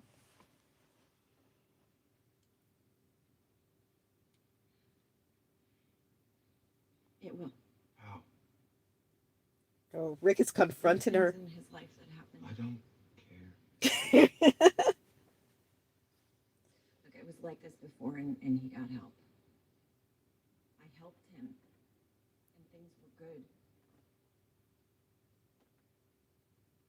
I can fix it. You can't. But I can. No, what can you do? What are you gonna do? You can put him in jail? You're only gonna make it worse. If it's gotten worse, it means he's killed you. That's what's next. And I'm not gonna let that happen. So he's saying he confessed to her that he knows that Pete is killing her. Ooh. That Pete is hitting her.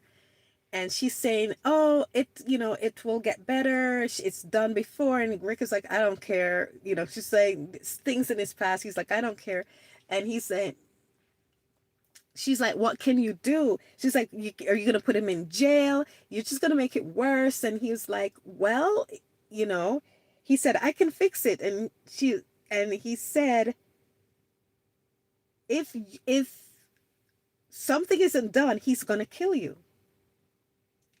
He's going to kill you. And I'm not going to let that happen." See? He ain't going to let anything happen to his avatar. He's not going to let the same thing repeat itself. The very thing that's haunting him not being able to take care of and save and protect Laurie. He's not going to, he said, "I'm not going to let that happen." That's what he said to her. But he's not just talking to her. He's talking to himself. He's not going to let what happened with Laurie happen again. So.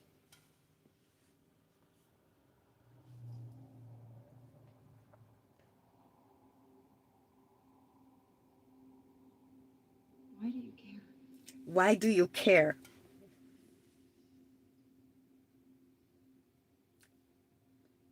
You wouldn't understand. Why is this so important to you? She's asking good questions, but she's going to come to the wrong conclusion. Why is it so important to Rick that this not happen? Why is it so important that he cannot let her be killed? by his inaction to do something. Creative Pawan Kumar painting work. Hi. Oh, thank you. Hi, Pawan. How are you? I'm watching the live on my cell phone and the episode on my tablet with you now. It's nice to watch it with such a yay. Yes, this is awesome, Nor. That's what we're gonna do with the ones who live. So this is good. So do you see the question that she's asking? It's a very good question. But let's see what the answer is. If he's gonna tell the truth. We know why it's so important to him. Because he's living over and trying to redo the situation with Lori. And he cannot fail this time because it's eating him alive. And he's using this woman, but that's where we are, you know. But he's using her to do over. And he said, I cannot let. It's just like, why? Why is it so important to you? She's going to come to the wrong conclusion. We know why it's so important to him. So let's finish this up. Now, you've made it. You have a home for your kids. Rick, what are you doing? I'm trying to help. I don't know that. I'm married. So, what do I have to do with anything? Okay, I can take care of myself. We have to take care of ourselves.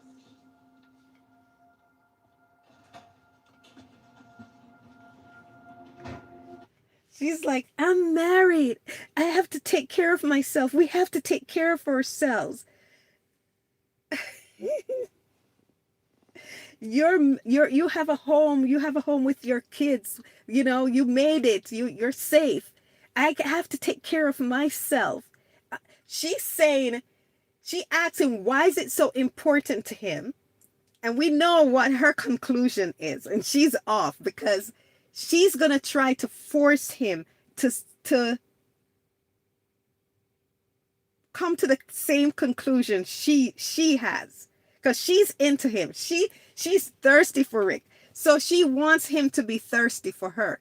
So she's like, why is it so important to you? You know, he's saying, I cannot allow you to be killed. She doesn't know his history. She doesn't know why it's so important for him to not let Lori die and him not protect Lori. She doesn't know anything of that. So she thinks it's about her because that's how she's thinking about him. And we're going to get, you know, she comes to her own conclusion, and then she's going to want to force him to identify with that conclusion. When she then says, it's not in this episode, but another episode, she's going to say, would you do this for anybody else? And he lies straight to her face. But just like Lori, she wants to be the only one that Rick focuses on, the only one that Rick cares about. And we know that's a lie. We know who Rick cares about, not, you know, who Rick is in love with. And we know who Rick cares about, the group, and he would do it for any of them. So him lying to her just to get her to cooperate with him. He's using this woman. But because she's into him, she wants him to reciprocate. And then in that reciprocation, that's not even enough. In that reciprocation, she feels entitled to be the only one he would protect. How entitled can you be? She's just like another Lori. That was the same situation. Lori had issue with Rick caring about anybody else but her.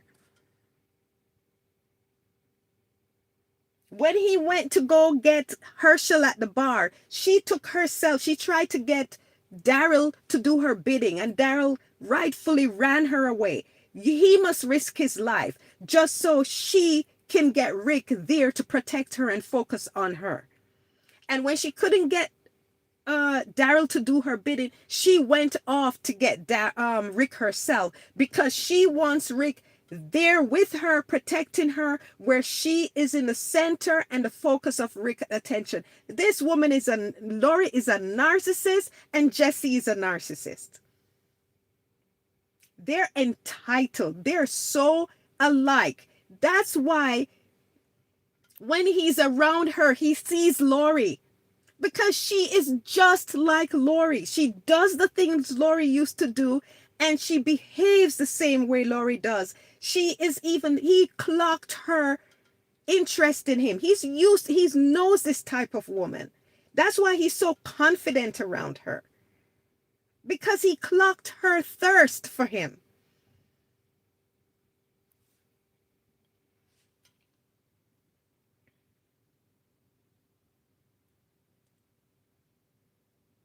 You're from India? You're fine. I'm glad to hear you're fine, Pawan. I'm living in California. I'm in Los Angeles County. I'm not in the city of Los Angeles, but I'm in the county. So it's pretty late here. But I'm glad you came by. You stopped by to say hi. Exactly, Nor. She did. Why now? She didn't feel married when she smiled when he kissed her at the party. Yeah, she didn't feel married then. She is. See, we're on the same wavelength. She's just another Lori. She is just another Lori. Self-centered, entitled, wants Rick to be only about her. Rick is always surrounding himself with selfish women that are trying to use him. Yep. Lori, Jesse, Carol. Carol is trying to use him, manipulate him. Who else? Oh my gosh. Dear goodness. Wow. Okay, she closed the garage on him.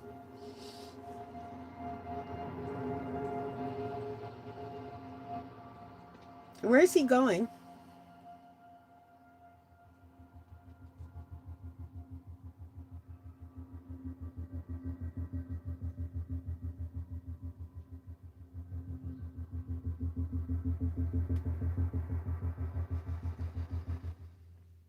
I have to turn it down because the music, I don't want to get copyrighted. There's the kid walking the dog. That's the same dog I saw them walking earlier. The dog is a little actor. I've worked on sets where they bring in trained dogs.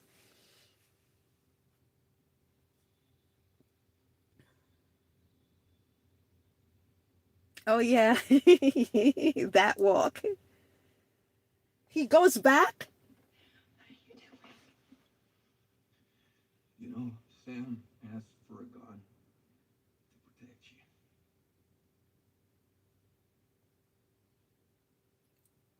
You shouldn't be here. Jesse, in here, you can't see it, but it's the same.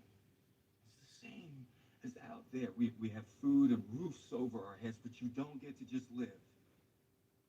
You don't get to put it off or wish it away, Jesse. If you don't fight, you die. If you don't fight, you die. It's Shane. It's Shane. If you don't fight, you die. You can't put it away. You're going to. Rick is trying so hard to save Lori. Then this woman thinks he's about her. Rick is trying to not watch the same thing happen again, and him being responsible for not taking care of business. This woman, imagine, he told her her son got a gun to protect her, and she brought it back to Rick. She's just so focused on Rick being about or Rick. She's focused on getting Rick to make the whole situation be about Rick wanting to be with her. Let me play that back. What when he told her about Sam. And what her answer was.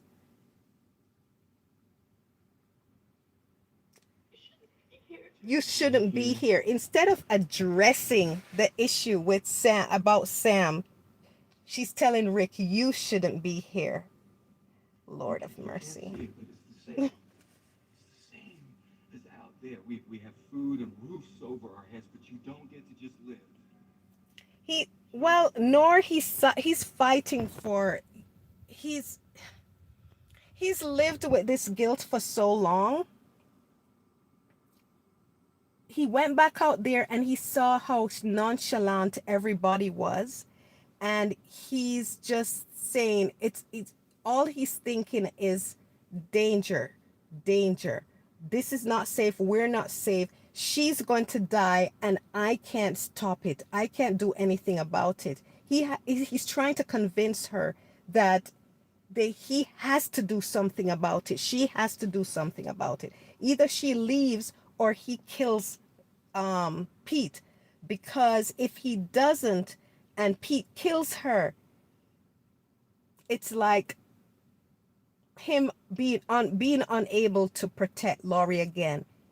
It's watching Laurie die and him not being able to do what Shane and Laurie said he was not able to do, protect her. So Put it off or wish it away, Jesse. If you don't fight, you die.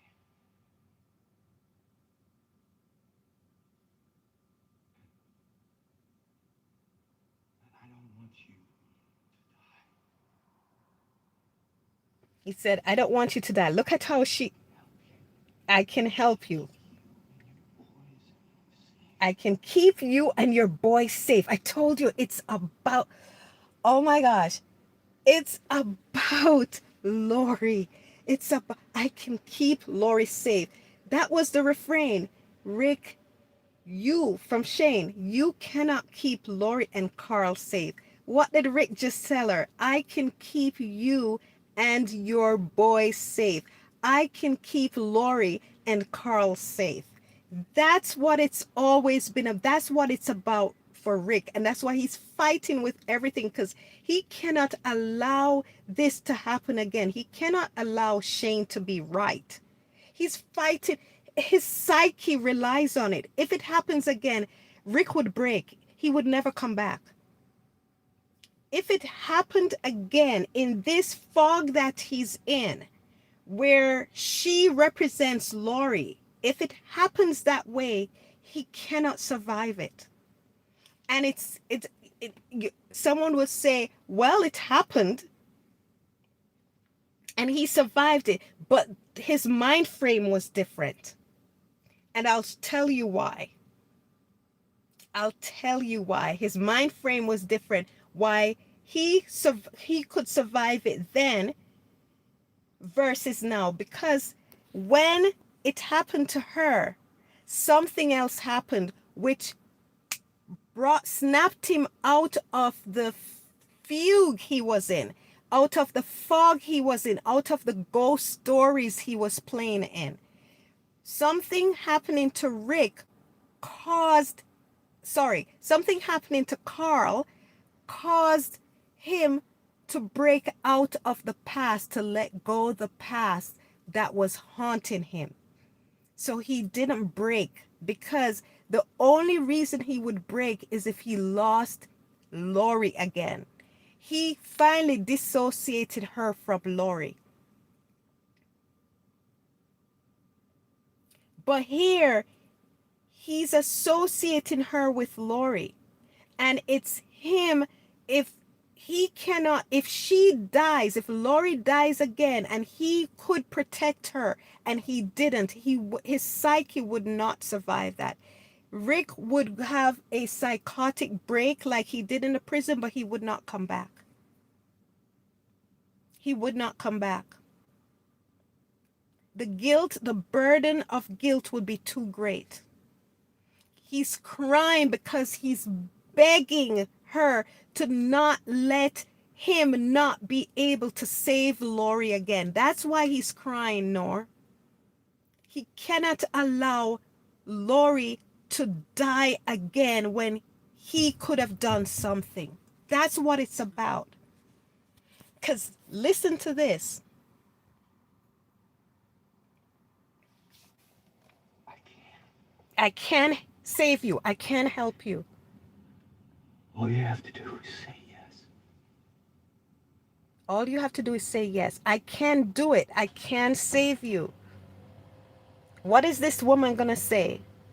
Would you do this for someone else? Look at that. Oh my God. Can you imagine? Would you do this for, she wants to say, she's saying to him, if it's about you and me together, then yeah, I'll let you do it.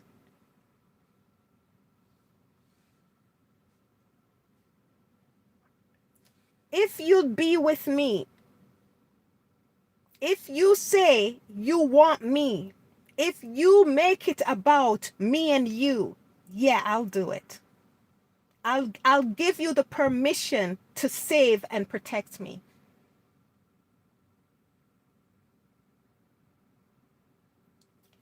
Look what Rick is gonna do. She just asked him, if you confess to me, if you make it about me and you, do you really like, is it about me? Do you like me? Is it about me and you being together? If that's it, then yeah, I'll allow you. I'll allow you to do what you're so desperate to do, to save me. Rick's using her to do this, to give him another chance to protect and save Lori. And look what he's gonna do to do it. He's gonna lie to her. Look what Rick says. She asks, would you do this for someone else? Would you look there. Would you do this for anyone? Would you do this for anyone? Look at him. He has to look away. He has to look down. Look at that. No. He's lying. He's lying.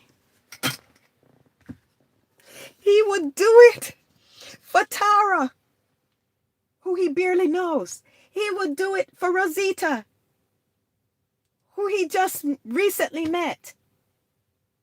He would do it for Sasha. He would do it for Maggie, who is like his little sister. He would do it for Carol, who is like his auntie or sister. And we know for sure he would do it for Deanna. He would do it for Deanna, who he just recently met. And he would do it. You mean he would not do anything for Michonne? He said, no, not anyone. No, no. Yet he's in Alexandria because a place he doesn't want to go, a place he said he cannot allow his kids to be in, a place he thinks is unsafe for Carl and Judith. He's there because of Michonne. And yet he's lying to this woman. He's lying in her face that he would not do this. He would not kill or he would not try to save or protect anyone but her. That's what she wants. It's just me, right? Just like Lori. Lori wanted him to only be about her. Oh my God, no wonder this man sees Lori everywhere. In essence, we're not seeing her like she was peppered around the prison, but we're seeing her in Jesse.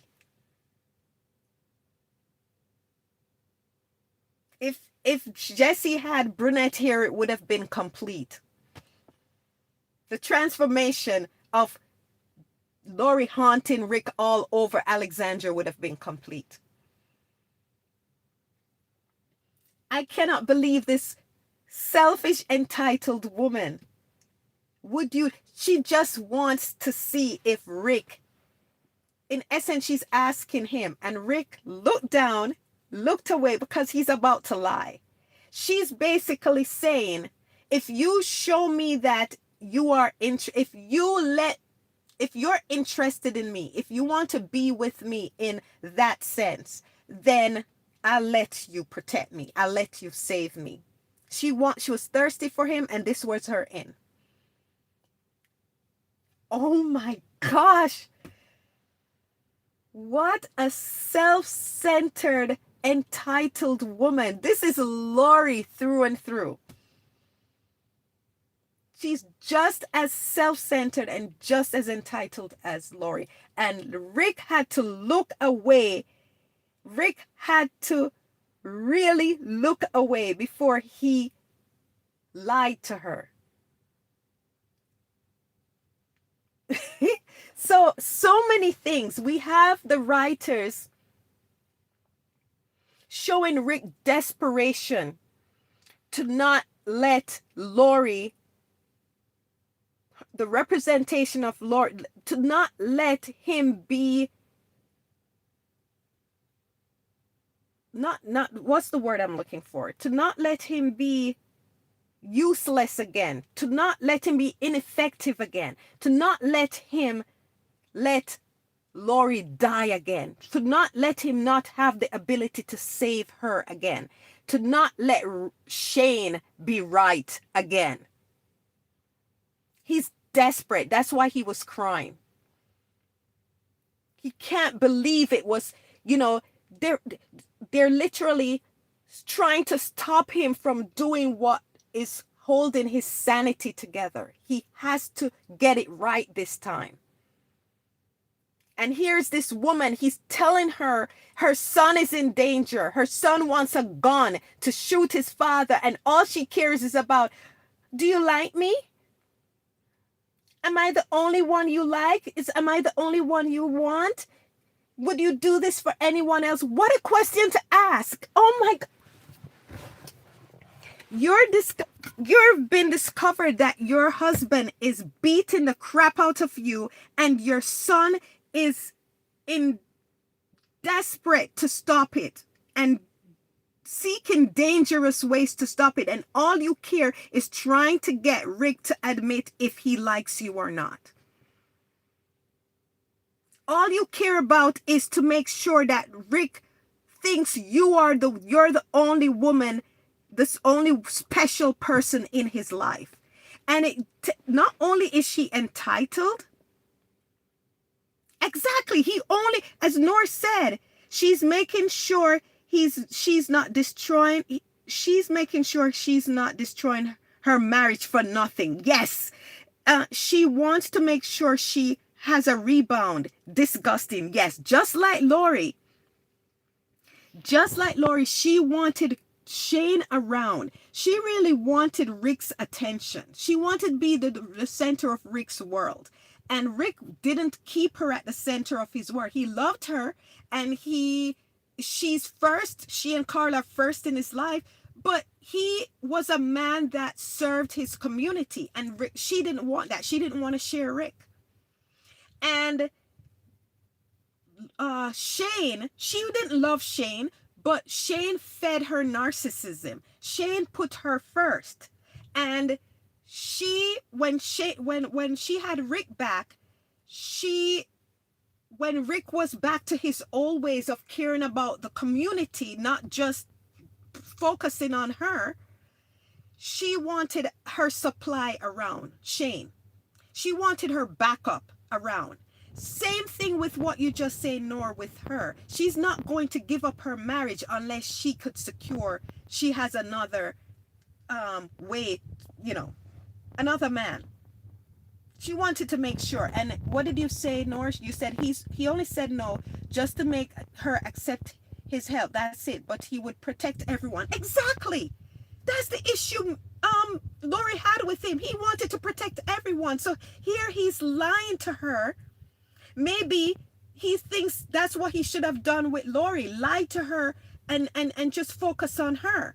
not try to protect anyone. But we know that's not Rick. That's not who Rick is.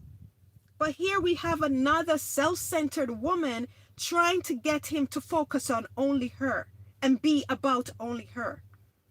So this episode, the writers annoyed me with this arc because I think it could have been done better. It was poorly written in the aspect of how they compartmentalized and didn't have Michonne in the story. But they did do several things. They had people close to Rick, Sasha, making it clear to Michonne that she sees what she and Rick has. That Sasha, sees that Michonne and Rick are together, even though they don't realize it. They haven't actualized it. They are together. So, as Sasha said, it worked out for you. You can't help me. You're not in my situation. You have your man. So the writers are showing you what the reality is with that Rick and Michonne are really the real couple. So they're showing that. They're showing that Rick is desperate to get Jesse to do what he wants to do above everything else, which is to prove that he can protect and save her from being killed, unlike how he was not able to protect and save Laurie from being killed. And the reason why he was not able to do that was because he didn't take care of the problem. And here he sees the problem. Carol forces him, trying to push his hand and saying he will kill her. You have to kill him before he kill her. Rick didn't do that with the guy at the prison. He has even Carl, Shane and Laurie told him that he wouldn't focus on them to protect them. And Carl said to Rick, you didn't kill the guy at the prison and he came back and killed Mom. Rick is burdened with guilt. He's desperate. You see him. He's crying. He's literally begging, let me kill this guy before he kills, because that's what I didn't do with Laurie. And so they're showing that. They're showing that with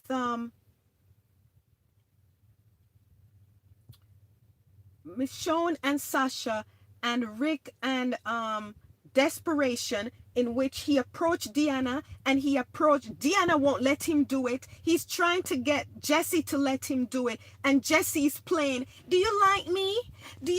Am I the only special one? And Rick is like, yes, no, I wouldn't do it for anybody else. I wouldn't try to protect anybody else. Oh my gosh.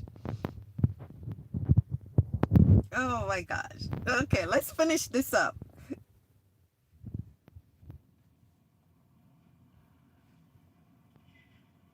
Yes.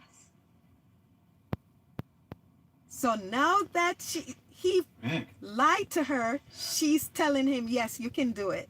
What are you doing here? Pete, What are you doing here? Pete came in. listen to me. I'm gonna have to ask you to leave, Rick. No.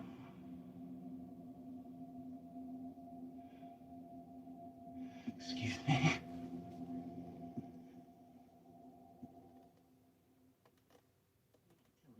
Ooh, she's telling Pete he has to leave. What are you talking about? Pete said Rick has to leave, and she said, no, you leave. Go, Pete. What have you been saying to each other?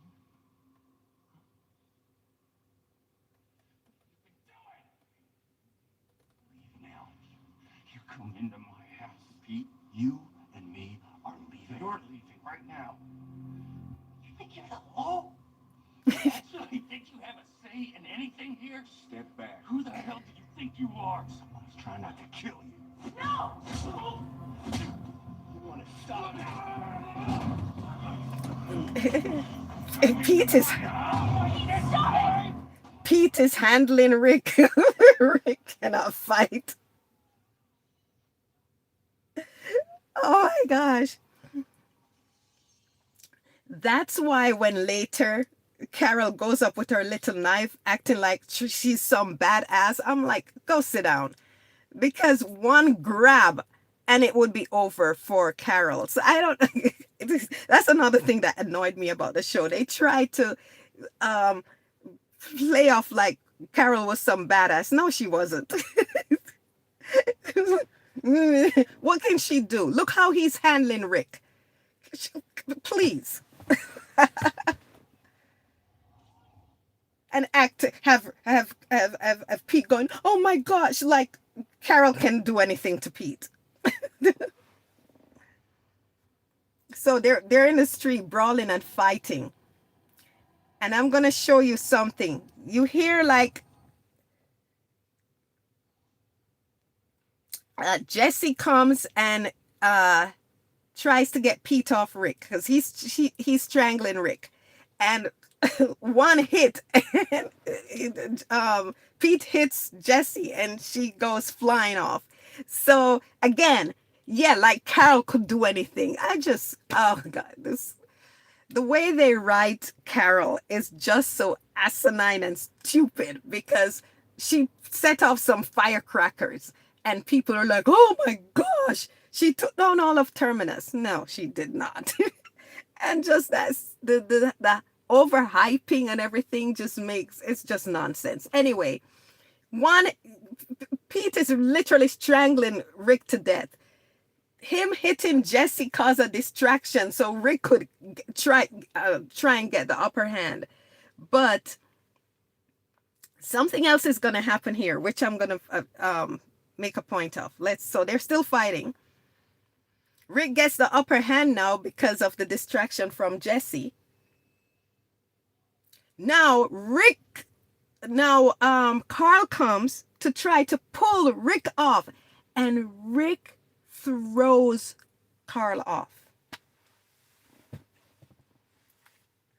Now tell me, who matters to Rick more than anyone in this world? Who matters to Rick more than anyone in this world? Yet in the haze that Rick is in, around Jesse, and it's 2 times it's going to happen, around any situation that has to do with Jesse, Rick doesn't prioritize Carl. In any other, in his right frame of mind, no one comes before Carl. No one. He lives for Carl. He's staying alive for Carl. He says Carl and Judith, but it's Carl. He loves Judith, but Carl is his beating heart. Yet in the psychosis he is, yeah, exactly, Carl is Rick's number one.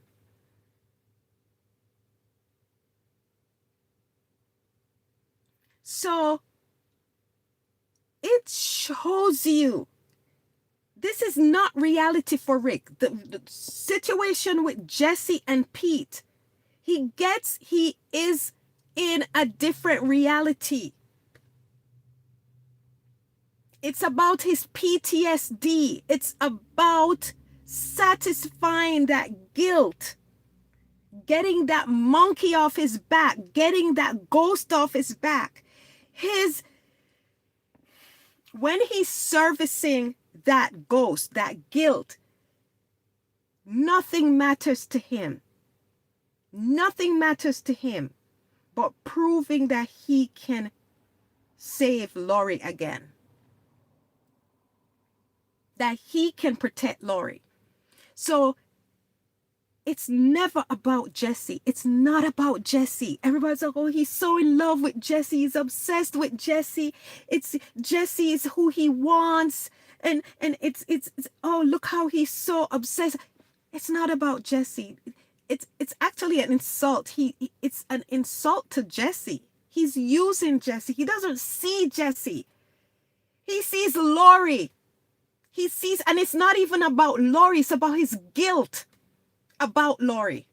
The guilt that he could not protect Lori.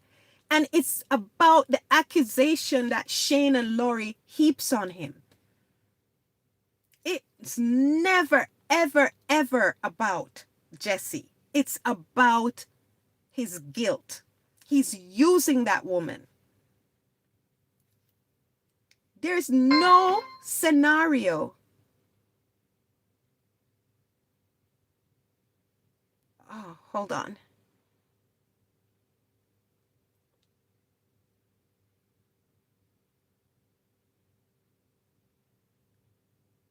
Okay.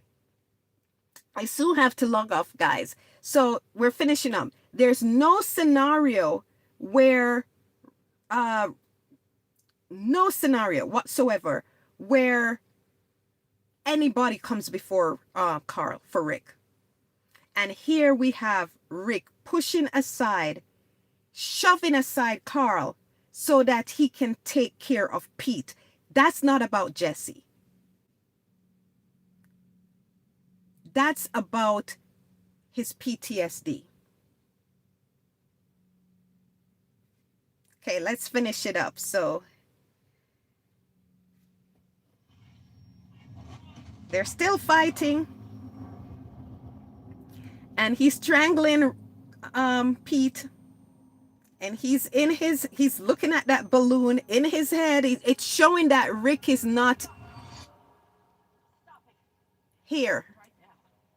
It's a representation that he's not here. Deanna is stopping him.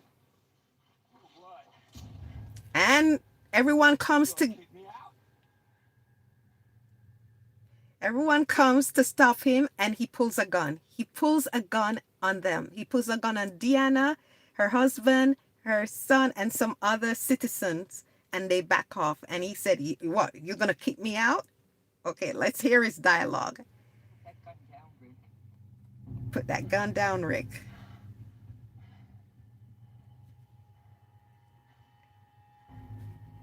You still don't get it. None of you do. We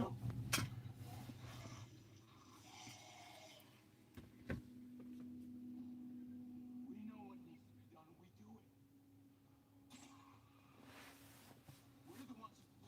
it. We're the ones who live. I didn't realize he said that. You heard that, Nor? We're the ones who live. You just sit. Plan and hesitate. Pretend like you know when you don't.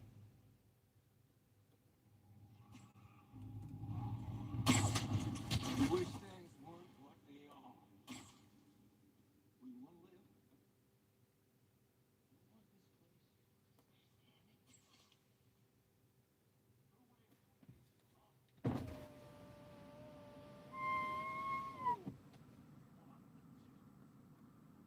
Starting right now. Look at Carol. She's happy. Oh, you're in the real world? Who lives here? Me? Me? You mean me? Your way's gonna destroy this place. It's gonna get people killed. It's already gotten people killed. And I'm not gonna stand by and just let it happen. If you don't fight, you die. I'm not gonna stand by and...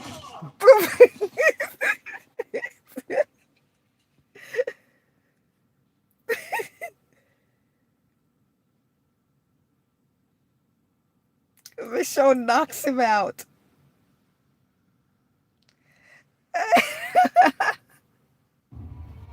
And that's the end of the episode. Oh my gosh. Nor. What's her name? Amy Larson. Nor Michonne, Michonne was like, "Oh my gosh, shut up!" Oh, that was fun. Okay, so yeah, Michonne handled that, and I didn't know he said we're the ones who live. That's Michonne's mantra. Oh my gosh. Well, he was fighting for the place. He's saying, we're going to control who lives here. If you don't fight, you die, blah, blah, blah. And he's definite. He was leaking his plan to everyone that he's going to take over. You know, he's going to take over. And we know that was his plan all along, his intent.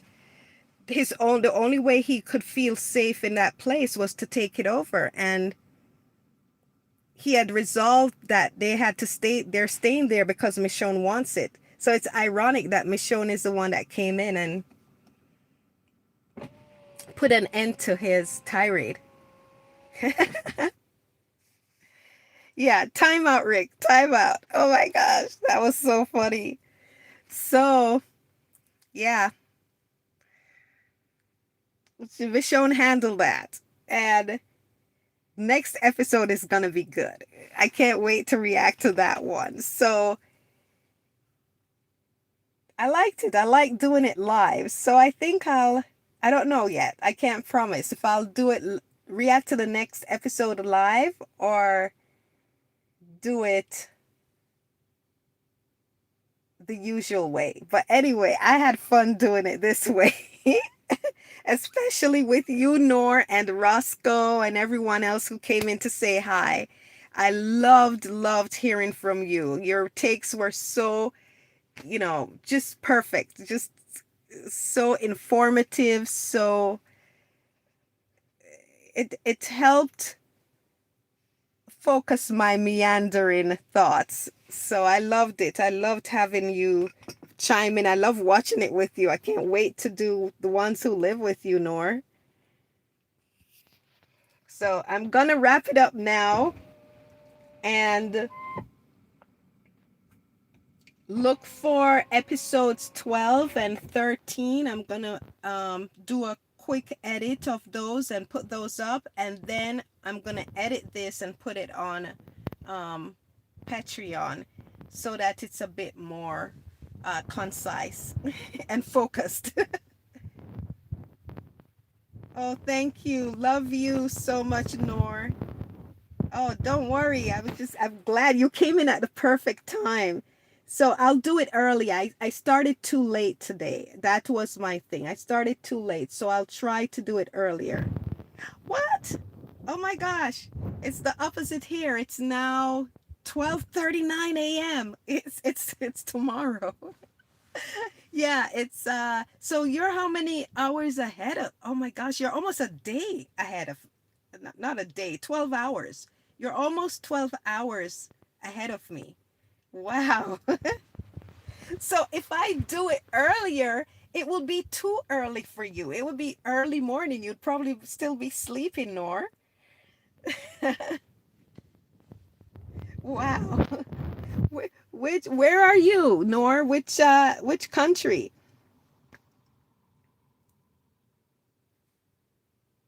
Because I know in the East Coast in the U.S., the furthest is 3 hours. Like on the East Coast, it's hours ahead of me on the West Coast. Okay, you'll be here. Oh my gosh, that's awesome. Egypt, wow. I have a friend from Egypt. Oh my gosh. I have to tell her. Oh gosh, that is so awesome. 12, almost 12 hours ahead.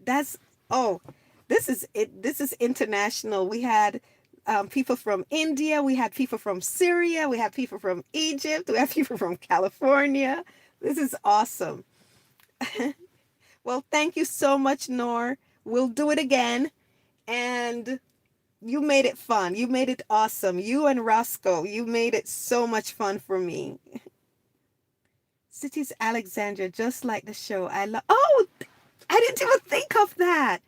Oh, yes, just like Alexandria. So if anyone asks which is your favorite place to live if you were in the zombie apocalypse, if you were in The Walking Dead, you would definitely have to choose Alexandria, right? Okay. Well, I choose Alexandria because that's where the Grimes family lives. So we would be in Alexandria together, Nor. And we'd be watching Rick's walk. And Michonne was like, keep your eyes somewhere else, girls. Anyway, thank you. Love you. Love you, Nor. Thank you, everyone, for being here. And I'll see you soon. Bye. She would. She was like, oh, you guys don't have a chance. All right. Bye.